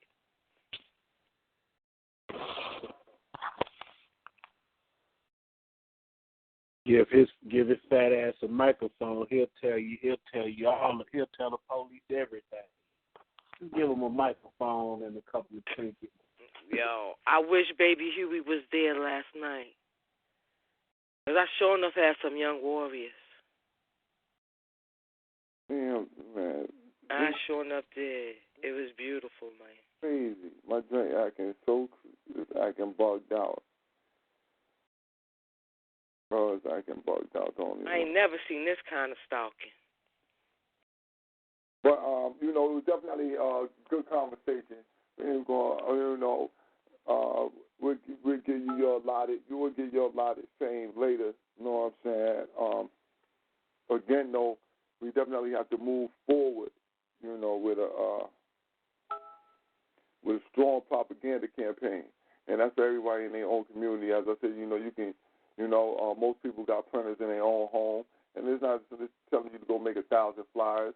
But, if you pass out 20 every day, 10 every day, you know what I'm saying? And you can make, you can take, and as I said, you can get the paper printed out and have it divided up into sections of 4 with just or maybe a statistic, a website from somebody that you might like, some information from there, maybe a YouTube site that people can get information from.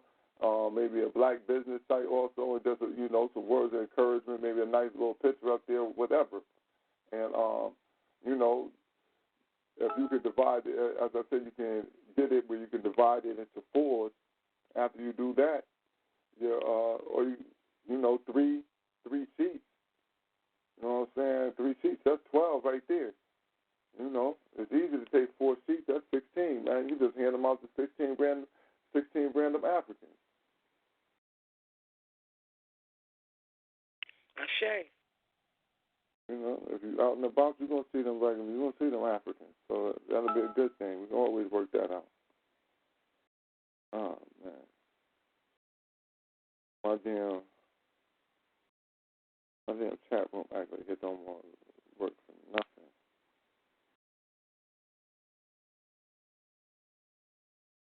I mean, the nigga has no pride, no self-esteem. Just pathetic. But, yeah, What can we say? Yeah, it's pathetic. It's sad. What can we say? Self-hatred is a bitch. What number is that? What number is that? Number guess it. 20. Wait. Brother Dondre's in at 20? Yeah. All right. Black Power, Brother Dondre. I see you out there, man. I just had to reopen this thing up, man. I said I really didn't want to work. Yeah, the brother. Oh yeah, you got it. Yeah. All right. I got you to guess 20. Get out of there. Get out of there, bad buck guy. Get out of there, guy. But we're gonna let Brother NYAME, if you got a couple words before we close out, we let you get a couple words in, and then we'll head to the after party. You know what I mean? And for those who play in the chat room, come on into the after party. We're gonna Brother NYAME. Look, I really enjoyed the conversation. One second though, before we go on, Brother Dondre. Yeah. Like, see, I don't know how long you've been on the line because my chat room wouldn't open up for me for a little while. But if you wanted to before we got off, you know, I'll allow you to add on to the question of what happened to our revolutionary ideology.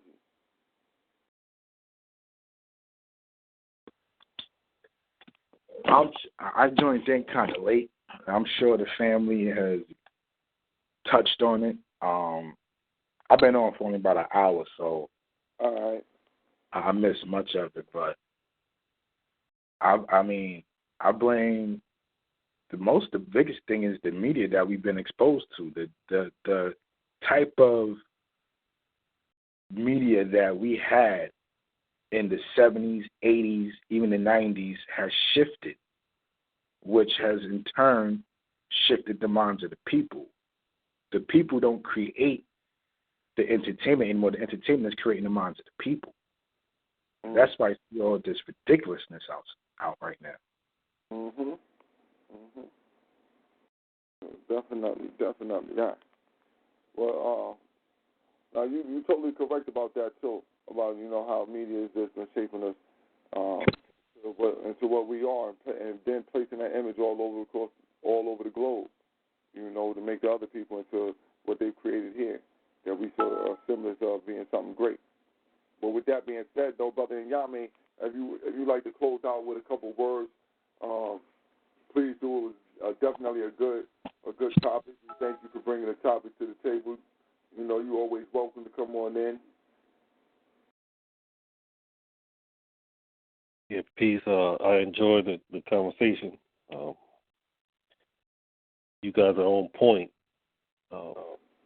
I certainly don't have all the answers, but I think if we just talked about the ideology that our ancestors gave us, that's going to motivate us to at least think about it and how to reject all this new stuff that's coming out that doesn't mean anything. And that's why I want to bring it out, that we have brilliant ancestors they've laid out brilliant plans, and we just have to have the ability to carry out what they have laid out. And I thank you guys for the conversation. I look forward to meeting you guys and getting to know you guys even better, so we can build those relationships. Like if y'all need to come to Dallas, I can put you in my home because you're African people, and we already have that relationship built. If I go out where you at, I feel comfortable in your home, and you feel comfortable with me. That's what it is all about. And once again, thank you for having me. I enjoyed the conversation, and I'm Bibi Fahodie. Bibi Fahodie. Bibi Fahodie, brother. Fahodie. Yes, sir. That's our brother NYAME. And definitely, actually, the topic we'll have to be revisiting this because we'll be shaping our ideology. Moving forward, we got a lot of things going on. We want to give a Black Power salute to our brother Little out there with that Best Media. You know what I'm saying? FOG West Coast thing going real hard. That Best Media is ready to rock it off. So we definitely Well, did we give the sisters? Hold on. Yeah, brother Tim, get the sister website out again for the family, and make sure we give her exposure every show. Yeah, it's exclusiveblackemporium.com. You know, you can come on there right now. We got the keychains, necklaces, and the refrigerator magnets. We got some few products from some other vendors. For some other businesses. We also got the big necklaces and everything. You'll be able to check it all out on the website, you know. And if anybody write blogs, want to put some information up, we got a spot up there for the family can put some information, share information for other visitors to the site. You know what I'm saying? Black Power. Black Power. I would be interested in that right there, for sure. I say. Just go to the site. When you see the site, you'll see where it say blogs, and it'll have a place where, you can, just put your thoughts up and, share with the family, That's another outlet to get what we discussing here across. I say. Sharing that information. Black power to the family out there, and we definitely like to thank Brother NYAME again for coming out. We'd like to thank Brother Peavy for coming in and giving us some sharp words on what's going on with our sister Camille. We'd like to thank the sister Crystal, her two sons, Brother Hayru, and the other young brother name is, I want to keep making me think of Min Carver. What was the young brother? What was the other young brother's name? Menelek and Haru. Yeah, I keep wanting to say Min Carver, but yeah, Menelek and Haru. They came in with that good old greeting, and so we're gonna end the show with that same good old greeting. That's praise Nat Turner, glory to Garvey, long live the spirit of Dr. Khalid Abdul Muhammad, praise Harriet Tubman, glory to Ida B. Wells, long live the spirit of Sister Fannie Lou Hamer, of BB 48. Cracker in the truck. House nigga too.